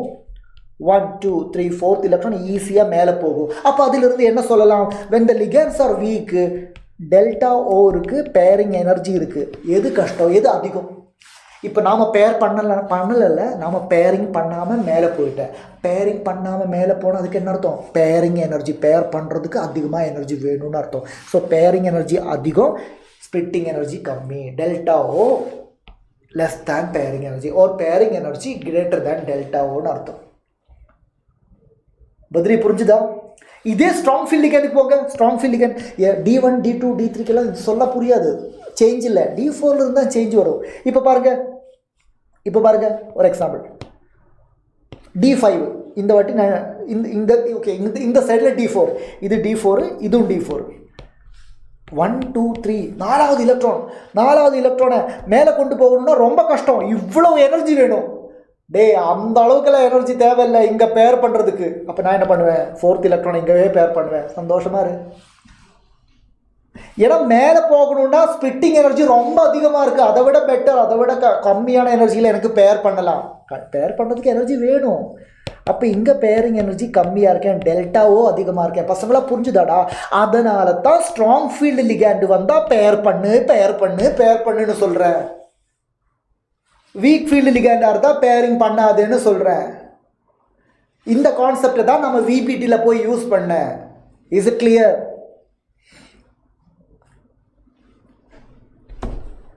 சேஃப்டியில் மேக்ஸிமம் இம்பார்ட்டண்ட்டான ஒரு விஷயம் தான் இது.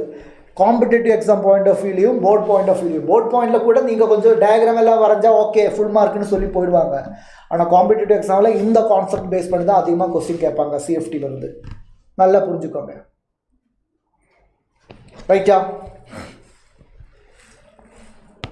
பேரிங் பிஇ பேர் பண்ணுறதுக்கு எனர்ஜி வேணும், மேலே கொண்டு போய் வைக்கிறதுக்கு எனர்ஜி வேணும். ஸோ வீக் ஃபீல்டு லிகேண்டாக இருந்தால் மேலே கொண்டு போய் வைக்கிறது தான் ஈஸி. ஸ்ட்ராங் ஃபீல்டு லிகேண்டாக இருந்தால் தான் இங்கேயே வைக்கிறது தான் ஈஸி. அவ்வளோதான். ஓகேடா. இனி டெட்ராஹைட்ரல் காம்ப்ளெக்ஸ். பசங்களா டெட்ராஹைட்ரல் காம்ப்ளெக்ஸ்னால் ஸ்பிட்டிங் ரொம்ப கம்மி. ஆக்டாஹைட்ரல் காம்ப்ளெக்ஸில் 6 லிகேண்டு வருது. ஸோ செம்மையாக ரிப்பல்ஷன் நடக்கும். டெட்ராஹைட்ரலில் 4 லிகேண்டு தான் வருது. ஸோ ரிப்பல்ஷன் கம்மி, ஸ்பிட்டிங்கும் கம்மி. அதனால் டெட்ராஹைட்ரல் காம்ப்ளெக்ஸோட ஸ்பிட்டிங்கு எப்போவுமே கம்மியாக இருக்கும். டெல்டா ஓ நல்லா பாருங்க. டெல்டா ஓ என்னாச்சு,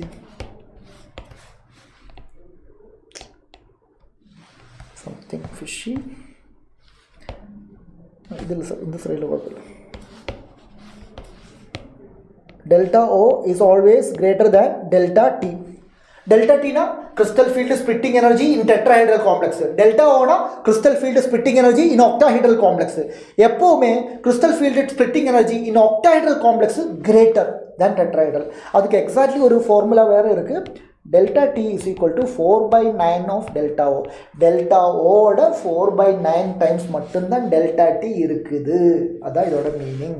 ஸோ இது ரெண்டையும் நீங்கள் பை ஹார்ட்டாக வச்சுக்கோங்க. கிளியரா? அண்ட் இன்னொரு விஷயம் என்ன, இங்கே ஈஸி. முன்னாடி சொன்ன மாதிரி இது ஐசோலேட்டட் ஸ்டேட், எல்லாருமே ஒன்றா இருக்காங்க. அப்புறம் லிகேண்டு வரும்போது ஸ்பிட்டிங் நடக்கும். எனர்ஜி எல்லாமே ஒரே மாதிரியா இல்லை. இந்த வாட்டி ligands are coming between the axis. அப்போது dx/dy dxzக்கு அதிகமாக எனர்ஜி ஆகும். அதனால் அவங்க 3 பேரும் மேலே, dx2 y2 dz2 கீழே. ஆனால் இங்கே T2gன்னு கொடுத்துருக்கு. அது ஆக்சுவலி கொடுக்கக்கூடாது. இங்கே T2ன்னு மட்டும் கொடுத்தா போதும். அதே மாதிரி இங்கே ஈனு மட்டும் கொடுத்தா போதும். ஜி வேண்டாம். G represents symmetry.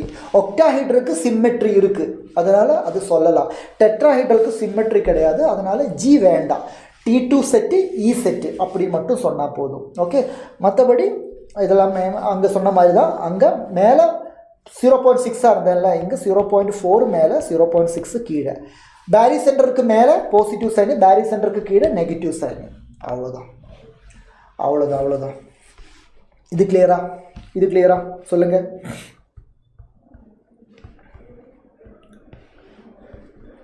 இது கிளியரா?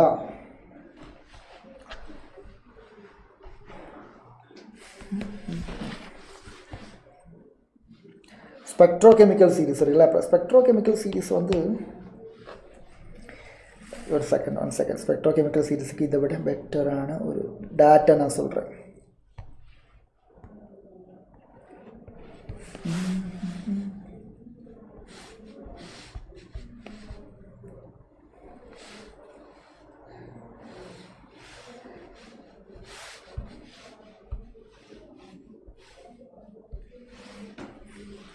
இது வரைக்கும் ஓகேவா பசங்களா?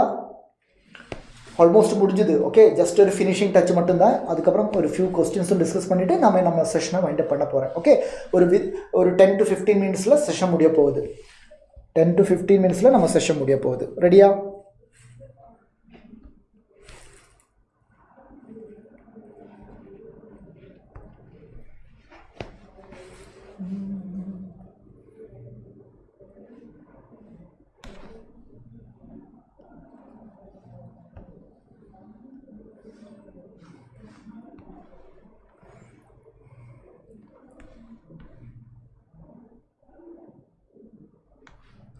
ஓகே பாருங்க, ஸ்பெக்ட்ரோகெமிக்கல் சீரீஸ் தெரியுதா? ஸ்க்ரீன் தெரியுதா? நல்லா பாருங்க. எஸ். ஸோ பசங்களா, ஸ்பெக்ட்ரோகெமிக்கல் சீரீஸ் ஒன்றும் இல்லை,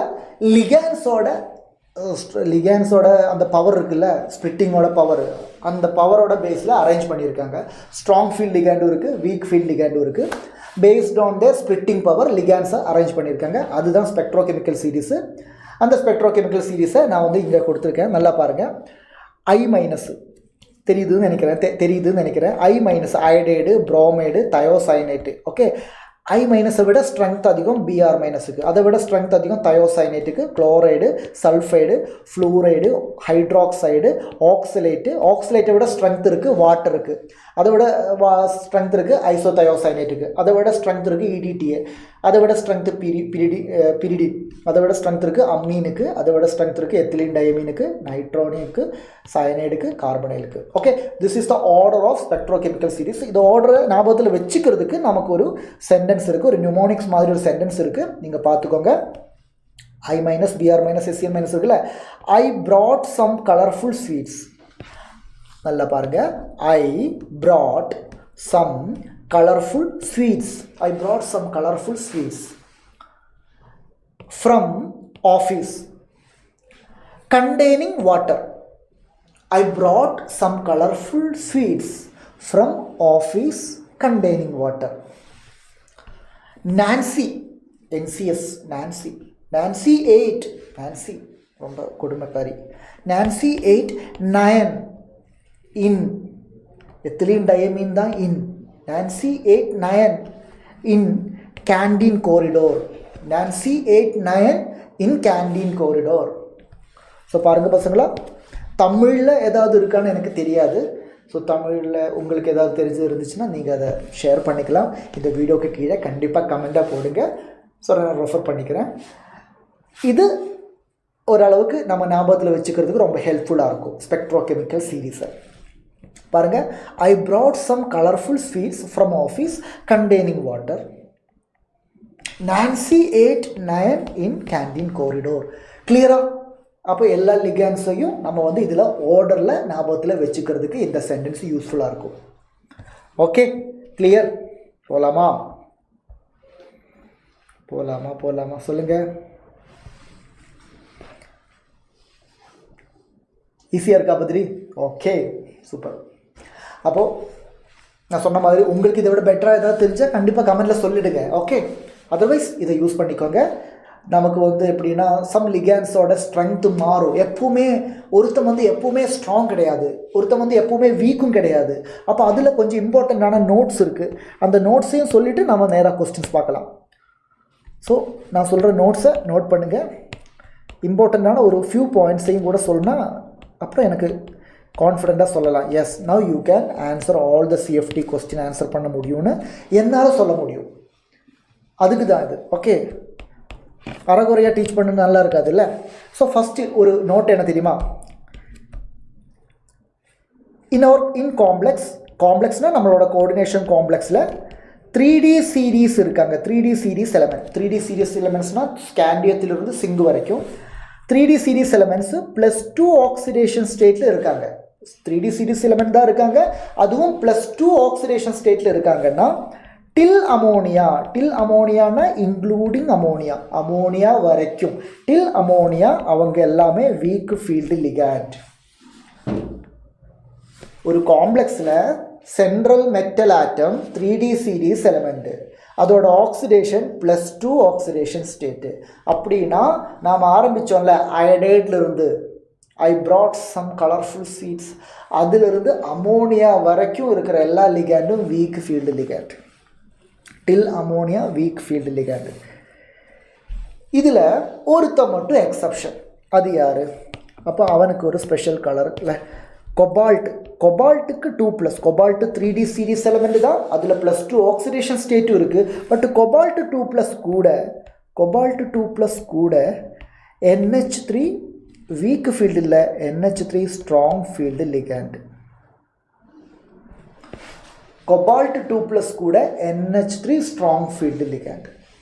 அதர்வைஸ் ஒரு 3D சீரிஸ் எலமெண்ட் +2 ஆக்சிடேஷன் ஸ்டேட்டில் இருக்குதுன்னா அப் டு அமோனியா, ஐடைட்லேருந்து அப் டு அமோனியா வரைக்கும் எல்லாருமே வீக் ஃபீல்டு லிகாண்டு தான். ஆனால் கொபால்ட் 2+ கூட மட்டும் அமோனியா ஸ்ட்ராங் ஃபீல்டு லிகாண்டு. அது ஒரு பாயிண்ட். அடுத்த பாயிண்ட் சொல்லவா? 3D சீரிஸ் எலமெண்ட் ஸ்காண்டியம் 3+, ஆனால் இந்த வாட்டி 3+, டைட்டானியம் 3+. அப்படி 3+ போகுது அப் டு Fe3+ வரைக்கும், scandium, titanium, vanadium, chromium, manganese, iron 3+. ஸ்காண்டியத்திலிருந்து அயன் வரைக்கும் +3 ஆக்சிடேஷன் ஸ்டேட்டில் இருக்கும்போது, டில் அமோனியா, டில் அமோனியானா அமோனியா வரைக்கும் இன்க்ளூடிங் அமோனியா, டில் அமோனியா எல்லாருமே weak field ligand. Till ammonia எல்லாருமே weak field ligand. Till ammonia எல்லாருமே weak field ligand. 3D series elements +3 oxidation ஸ்டேட்டில் ஸ்காண்டியத்திலிருந்து அயன் வரைக்கும் இருக்கும்போது டில் அமோனியா, நம்ம ஐடைட்லேருந்து அமோனியா வரைக்கும் இருக்கிற எல்லாருமே வீக் ஃபீல்டு லிகாண்ட். ரெடியா? அடுத்த point, third point. With cobalt 3+, cobalt 3+ஓட ஸ்பெஷாலிட்டி சொல்ல போகிறேன். வித் கொபால்ட் 3+, கொபால்ட் 3+ ஆக்சிடேஷன் ஸ்டேட்டில் இருக்குது. With cobalt 3+,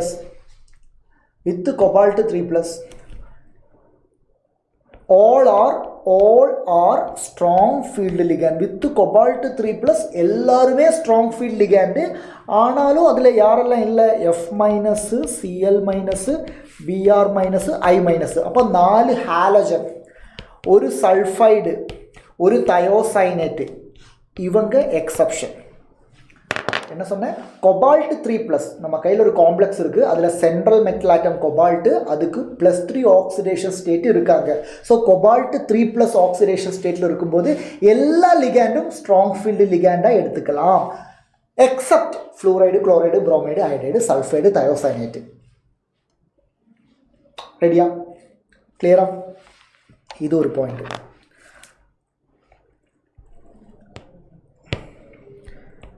next point complex in complex if central metal atom is a 4D or 5D series. ஸ்காண்டியத்திலிருந்து zinc வரைக்கும் கிடையாது, 3D series elements இல்லை, 4D சீரீஸோ 5D சீரீஸிலோ இருக்கிற element தான் உங்களோட சென்ட்ரல் மெட்டல் ஆட்டமாக இருக்குதுன்னா, then very easy, then all ligands are strong field ligand. எல்லா லிகண்டும் strong field. Central metal atom ஸ்காண்டியத்திலிருந்து சிங்கு வரைக்கும் இருக்கிற யாரும் இல்லை. பிளாட்டினம் கூட யார் வந்தாலும் ஸ்ட்ராங் ஃபீல்டு லிகண்ட். புரிஞ்சுதா? ஏன்னா பிளாட்டினம் 3D சீரிஸ் எலமெண்ட் கிடையாது இல்லை, தெரியும்ல. Gold, silver, copper, silver, gold.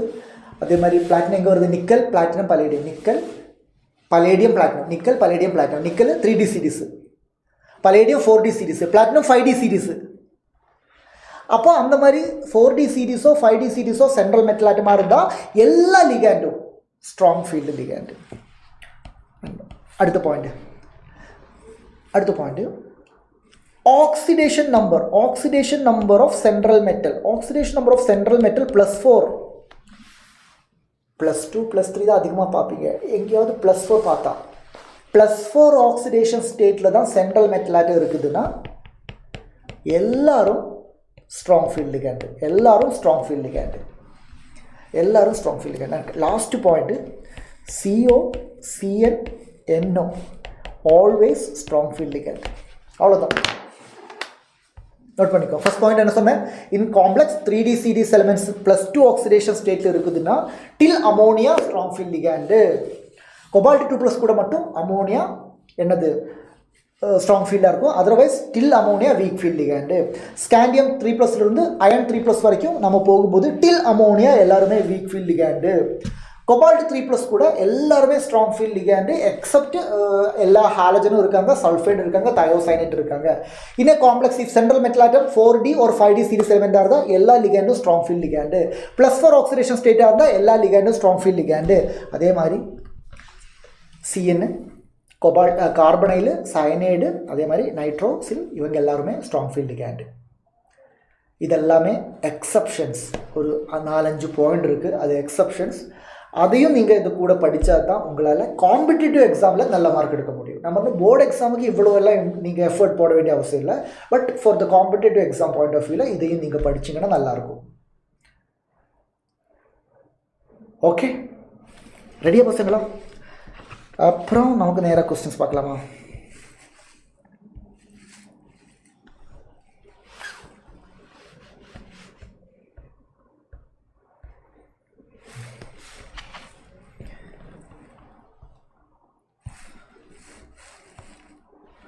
ரைட்டா?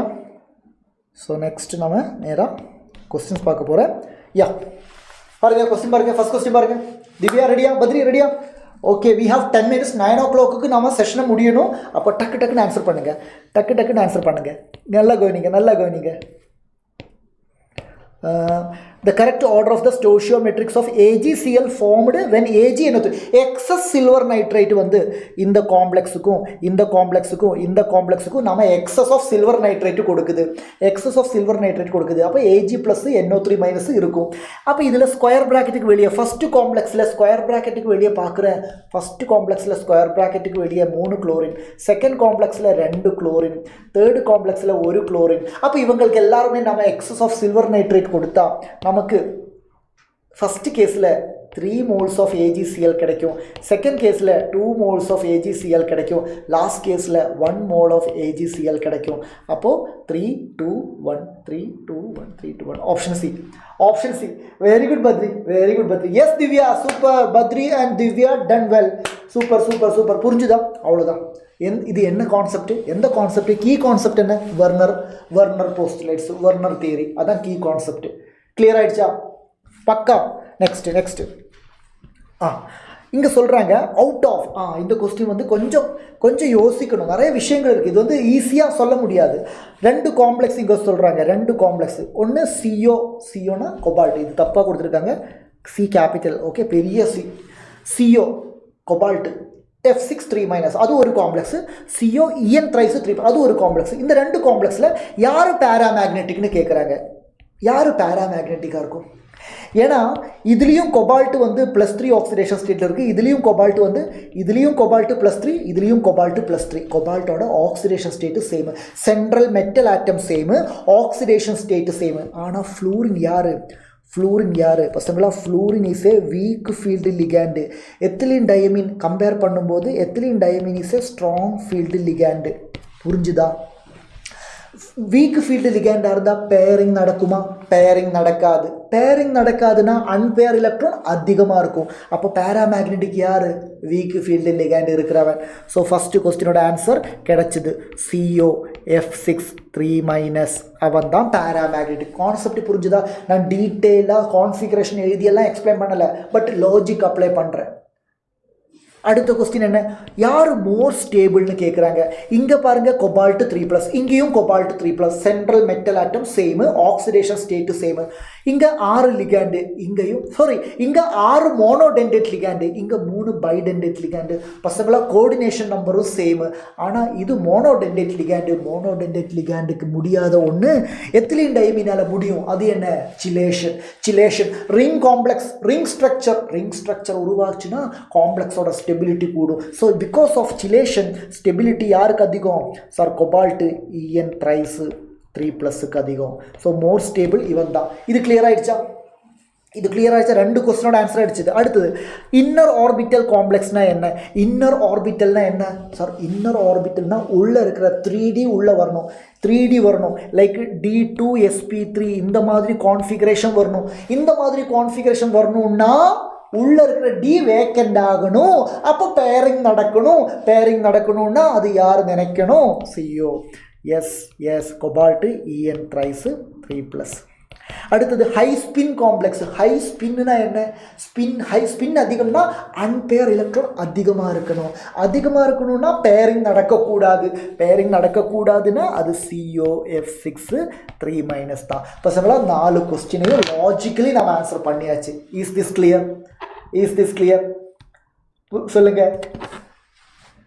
1 2 2 1. எஸ் பத்ரி கரெக்டு தான். பசங்களா புரிஞ்சுதாடா?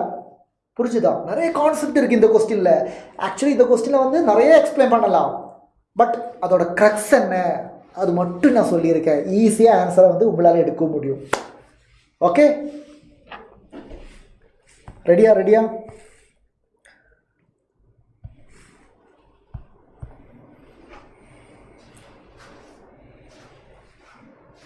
ரெடி. அப்படின்னா அடுத்த கொஸ்டின் பார்க்கலாம். நெக்ஸ்ட் கொஸ்டின் பார்க்கலாம். Identify the right statement relation to MnCN6 2-. Manganese central metal atom manganese. Oxidation number இது -1 -6 x - 6 is equal to -2 x is equal to x - 6 is equal to -2ல. அப்போ x is equal to +4 வரும். அப்போது manganese வந்து 4s2 3d5 +4 வரும்போது 4s இருந்து 2 electron போகும். 3d5 2 electron போகும். 3d3 வரும். 3d3 6 லிகண்ட் இருக்குல்ல. கோஆர்டினேஷன் நம்பர் பாருங்கள். What is the coordination number? Sir 6 monodentate ligand. Coordination number 6. Coordination number 6னா கண்டிப்பாக ஒக்டாஹெட்ரல் தானே. அப்போ டெட்ராஹெட்ரல் வராது, ஸ்கொயர் பிளானாரும் வராது, ஒக்டாஹெட்ரல் தான் வரும். அப்புறம் ஹைப்ரிடைசேஷன் பாருங்கள். சிஎனை பற்றி என்ன நினைக்கிறீங்க? Sir CN is strong field ligand. Strong field ligand வந்தால் பேரிங் நடக்கும். பேரிங் நடந்தால் இன்னர் ஆர்பிட்டல் யூஸ் ஆகும். அப்போ D2sp3 தானே வரும். Option B is the right answer.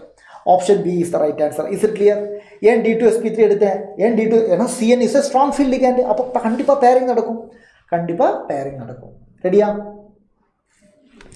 முதல்ல 2 ஆப்ஷன் எலிமினேட் பண்ணிட்டேன். கோஆர்டினேஷன் நம்பர் 6 வந்தால் டெட்ராஹெட்ரலும் வராது, ஸ்கொயர் பிளானாரும் வராது. 2 ஆப்ஷன் எலிமினேட் பண்ணிட்டேன். அதுக்கப்புறம் இன்னர் ஆர்பிட்டில் அவுட்டர் ஆர்பிட்டில் அதுக்கு லிகண்டை பார்த்தா போதும். நெக்ஸ்ட் கொஸ்டின் பாருங்க. The octahedral complex. So coordination number 6 இருக்கும். Coordination number 6 that will not show geometrical isomerism. A and B are monodentate ligand. Geometrical isomerism காமிக்கணும். MA4B2 கண்டிப்பாக காமிக்கும். சிஸ்ஸும் ட்ரான்ஸும். இதில் B, இந்த 2 B இருக்குல்ல, இந்த 2 B, ஒருத்தன் above the plane, ஒருத்தன் below the plane, ட்ரான்ஸு. ஒருத்தன் above the plane, ஒருத்தன் இந்த கார்னரில் இங்கேயும் B வந்தா சிஸ்ஸு, இங்கேயும் B வந்தா ட்ரான்ஸு. ஸோ ஆப்ஷன் 1 இல்லை ஆன்சர். A5Bயில் பாருங்கள் 5 மோனோடென்டேட் லிகண்ட் ஒரே மாதிரி இருக்குது. அப்புறம் ஒரு மோனோடென்டேட் லிகண்ட் மட்டும் டிஃப்ரெண்ட்டாக இருக்கு. அப்புறம் அந்த ஒரு மோனோடென்டேட் லிகண்ட் மட்டும் டிஃப்ரெண்ட்டாக இருந்தால் எப்படி சிஸ்ஸும் ட்ரான்ஸும் சொல்ல முடியும்? சிஸ்ஸும் ட்ரான்ஸும் சொல்லணும்னா 2 identical ligand opposite side trans, identical ligand same side cis தானே. So correct answer option B. கிளியரா? Very good Badri. Got it. MA2B4 சொல்லலாமே. A2 வச்சு சொல்லலாம். A2 2 இருக்குல்ல, ஆப்போசிட்ஸ் ட்ரான்ஸ் பக்கத்தில் சிஸ். A3B3 சிஸ் ட்ரான்ஸ் இல்லை, ஆனால் ஃபேக்குமெர் இருக்கு. சிஸ் ட்ரான்ஸ் இல்லை, ஃபேக்குமெர் இருக்கு. ஃபேக்குமெரும் ஜாமெட்ரிக்கல் ஐசோமர்ஸும் தான், மறந்துடாதீங்க. கிளியர்? ரெடியா? போலாமா? நெக்ஸ்ட் கொஸ்டின் பார்க்கலாமா?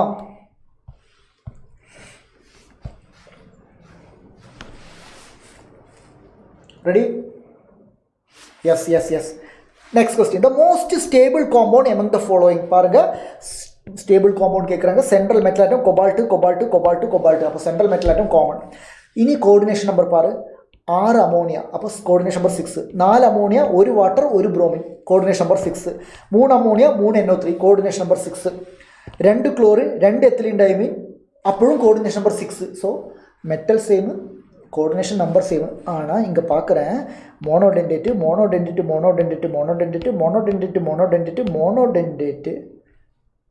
பைடென்டேட்டு. பசங்களா இங்கே இவன் மட்டும்தான் பைடென்டேட் லிகண்ட்.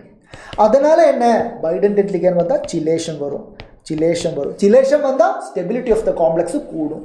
அதனால் correct answer option D. Is it clear? இதில் இன்னும் பாருங்கள் எல்லாருமே மோனோடென்டேட், ஒரே ஒருத்தர் மட்டும்தான் பைடென்டேட் வந்திருக்கேன், எத்திலீன் டைமீன். அப்போ சிலேஷன் வரும், ring structure of complex form ஆகும், ஸ்டெபிலிட்டி கூடும். அவ்வளோதான். ரெடியா?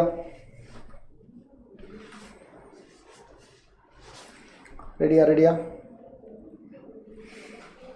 Yes. Next.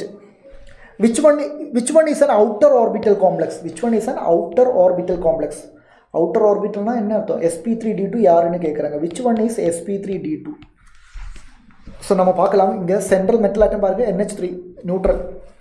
அப்ப இது nickel 2+. இங்க Cn வந்து -1. அப்ப manganese ஓடது x - 6 manganese வந்து +2. இங்க cobalt இது 0. அப்ப cobalt 3+. இங்க iron வந்து +2. ஓகே, நல்லா பாருங்க. இங்க எல்லாமே வந்து லிகண்ட் யாருன்னு பாருங்க, Mn2+. கூட இருக்கிறது யாரு? Cn is a strong field ligand. Cn is a strong field ligand. பசங்களா strong field ligand வந்தா என்ன அர்த்தம்? Strong field ligand. Cn is a strong field ligand. Cn is a strong field ligand. Strong field ligand வந்தா pairing நடக்கும். Pairing நடந்தா inner orbital complex ஆயிடும். B வராது. அடுத்தது NH3 weak field ligand தானே? தப்பு. ஏன்னா இது cobalt 3+. cobalt 3+ல NH3 act like a strong field ligand னு நம்ம சொல்லியிருக்கோம். Yes.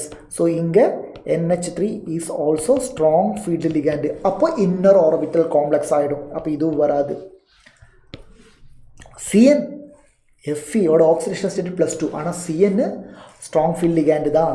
Cn is a strong field ligand. அப்போ அதெல்லாம் inner orbital. அப்போ இதெல்லாம் inner orbital. அப்புறம் நீங்க பார்க்க வேண்டியது என்ன? NH3 ligand. NH3 ஸ்ட்ராங்கா வீக்கா? இங்க பாருங்க +2 oxidation state. 3D CDs elements +2 oxidation stateல இருக்கும்போது till NH3 up to NH3 including NH3 weak field ligand னு படிச்சிருக்கோம். weak field ligand னு படிச்சிருக்கோம். So here NH3 is act like a weak field ligand. ligand weak ஆ இருந்தா inner orbital எடுக்க முடியாது. அதனால நம்ம complex outer orbital complex. option A. clear ஆ? yes Divya, very good Badri. இப்போ புரிஞ்சுதா? இது இந்த மாதிரி क्वेश्चन வரும்போது தான் நமக்கு அந்த எக்ஸ்ட்ரா சொன்ன 4-5 பாயிண்ட்ஸ் தெரியலைன்னா பிரச்சனை ஆயிடும். அதுக்காக தான் இந்த எக்ஸ்ட்ரா 4-5 பாயிண்ட் சொல்லியிருக்கேன். is it clear? Is it clear? Clear? Pasangala, that's it. So, சாப்டரில் எல்லாமே சொல்லேன் அப்படின்னு நான் சொல்லவில்லை. கண்டிப்பாக நீங்கள் NCERT எடுத்து சாப்டரோட கடைசியில் அப்ளிகேஷன்ஸ் ஆஃப் கோஆர்டினேஷன் காம்பவுண்ட்ஸ்னு ஒரு டாபிக் இருக்குது. அதில் எந்த கான்செப்டும் எனக்கு சொல்கிறதுக்கு இல்லை. பட் அந்த ஏரியாவிலிருந்து கொஸ்டின் கேட்பாங்க. கோஆர்டினேஷன் காம்ப்ளெக்ஸோட யூசஸ்ஸு, அப்ளிகேஷன்ஸு, அதில் கான்செப்ட் எதுவும் இல்லை. அது ஒரு தியரட்டிக்கல் பார்ட்டு. அதை ஜஸ்ட் நீங்கள் படித்து பாருங்கள். அதிலிருந்து உங்களுக்கு கொஸ்டின்ஸ் கிடைக்கும். அது போர்டு எக்ஸாம் ஆனாலும் சரி, காம்படிட்டிவ் எக்ஸாம் ஆனாலும் சரி, அதை நீங்கள் பண்ணணும். அதுவும் பண்ணதுக்கப்புறம் தான் இந்த சாப்டர் முடிஞ்சிடுன்னு சொல்ல முடியும். சினர்ஜிக் பாண்டிங் சியோனுக்குள்ள நம்ம கார்பனைல் பாண்டு, லிகாண்டு, கார்பனைல். அந்த கார்பனைல் வரும்போது கார்பனைல் மெட்டலுக்கும் எலக்ட்ரானை கொடுப்பாங்க. மெட்டலிருந்து கார்பனைலுக்கு ஒரு பாண்டு வருது. அந்த பாண்டுக்கு பேர் சினர்ஜிக் பாண்டிங். அதை பற்றியும் NCERTயில் ஜஸ்ட் மென்ஷன் பண்ணியிருக்காங்க, பார்த்துக்கோங்க. லிகாண்டு CO வரும்போது, கார்பனைல் லிகாண்டு வரும்போது, லிகாண்டு மெட்டல் போண்டும் இருக்குது, மெட்டல் டு லிகாண்டு போண்டும் இருக்குது. அந்த ரெண்டு போண்டும் ஒன்றா இருக்கிறதுனால அதுக்கு பேர் சினர்ஜிக் பாண்டிங். அது நான் இப்போ சொல்லிட்டேன். அவ்வளோதான் பசங்களா. ஸோ கோஆர்டினேஷன் காம்பவுண்ட்ஸ் சாப்டர் முடிஞ்சுது. பார்ட் 1 அண்ட் பார்ட் 2 ரெண்டும் பார்க்கணும். பார்ட் 1 பார்க்காம பார்ட் 2 மட்டும் பார்த்ததுக்கு என்ன தப்பு சொல்லக்கூடாது. நீங்கள் பார்ட் 1 ஒழுங்காக பார்த்ததுக்கப்புறம் தான் பார்ட் 2 பார்க்கணும். ஓகே, கன்சிஸ்டண்ட்டாக நம்ம இனிமேல் ஒன் ஷாட் எல்லாமே மண்டேலேருந்து உங்களோட ஹாஃப் இயர்லி எக்ஸாமுக்கெல்லாம் தேவையான அளவில் ப்ரொவைட் பண்ண போகிறாங்க. எல்லா வீடியோஸும் லெக்சர்ஸும் நீங்கள் எஃபெக்டிவாக லைவ்லேயே பாருங்கள். ஏன்னா லைவ்லேயே பார்க்கும்போது கிடைக்கிற ஒரு இன்ட்ராக்ஷன் இருக்குல்ல, உங்களோட டவுட் எல்லாம் அப்பப்போ கிளியர் பண்ணி கிடைக்கிற ஒரு ஃபீல் அது தனி வேறு. ஓகே, அப்போ மேக்ஸிமம் லைவில் பாருங்கள். அதே மாதிரி உங்கள் ஃப்ரெண்ட்ஸ் அவங்களுக்கு சஜஸ்ட் பண்ணுங்கள். ஓகே, உங்களோட ஃபீட்பேக்கை கண்டிப்பாக நீங்கள் கமெண்டில் சொல்லணும். கண்டிப்பாக அதுக்கு அடுத்த மாதிரி அடுத்தடுத்த செஷன்ஸ் எல்லாத்தையும் நம்ம சேனலில் நாம் உங்களுக்காக ப்ரொவைட் பண்ணுவோம். ஓகேவா? ஸோ இன்றைக்கி எல்லாமே பக்காவாக பர்ஃபெக்டாக புரிஞ்சுதுன்னா சொல்லிவிடுங்க. Thank you so much. வேறு என்ன, எல்லாம் பக்கா. Okay, thank you Divya, thank you Badri. So பசங்களா, எகெயின் நான் சொல்கிறேன், ஞாபகப்படுத்துகிறேன், நம்மளோட ஆன்லைன் கோர்சஸ் வெற்றி அண்ட் தளபதி இந்த 2 கோர்ஸுக்கான பர்ச்சேஸ் பண்ணுறதுக்கு நீங்கள் ஐடியா இருந்துச்சுன்னா உடனே பண்ணிக்கோங்க. ஏன்னா still you have an offer இல்லை, என்ன 10% டிஸ்கவுண்ட் இருக்குது அதோட பர்ச்சேஸ் பண்ணுறதுக்கு. அது வந்து இண்டிபெண்டன்ஸ் டே ஸ்பெஷல் ஆஃபர், அதை எக்ஸ்டெண்ட் பண்ணியிருக்காங்க அப் டு 23rd. தட் மீன்ஸ் இன்றைக்கி 22nd, நாளையோட முடிய போகுது. ஓகே, ஸோ தட்ஸ் இட் பசங்களா. சேனலை சப்ஸ்கிரைப் பண்ணுங்கள். இந்த மாதிரி செஷன் எடுத்து நம்ம மறுபடியும் சந்திக்கலாம். அது வரைக்கும் எல்லாருக்கும் வணக்கம், குட் நைட். ரெடியா? பாய் பாய், குட் நைட், டேக் கேர்.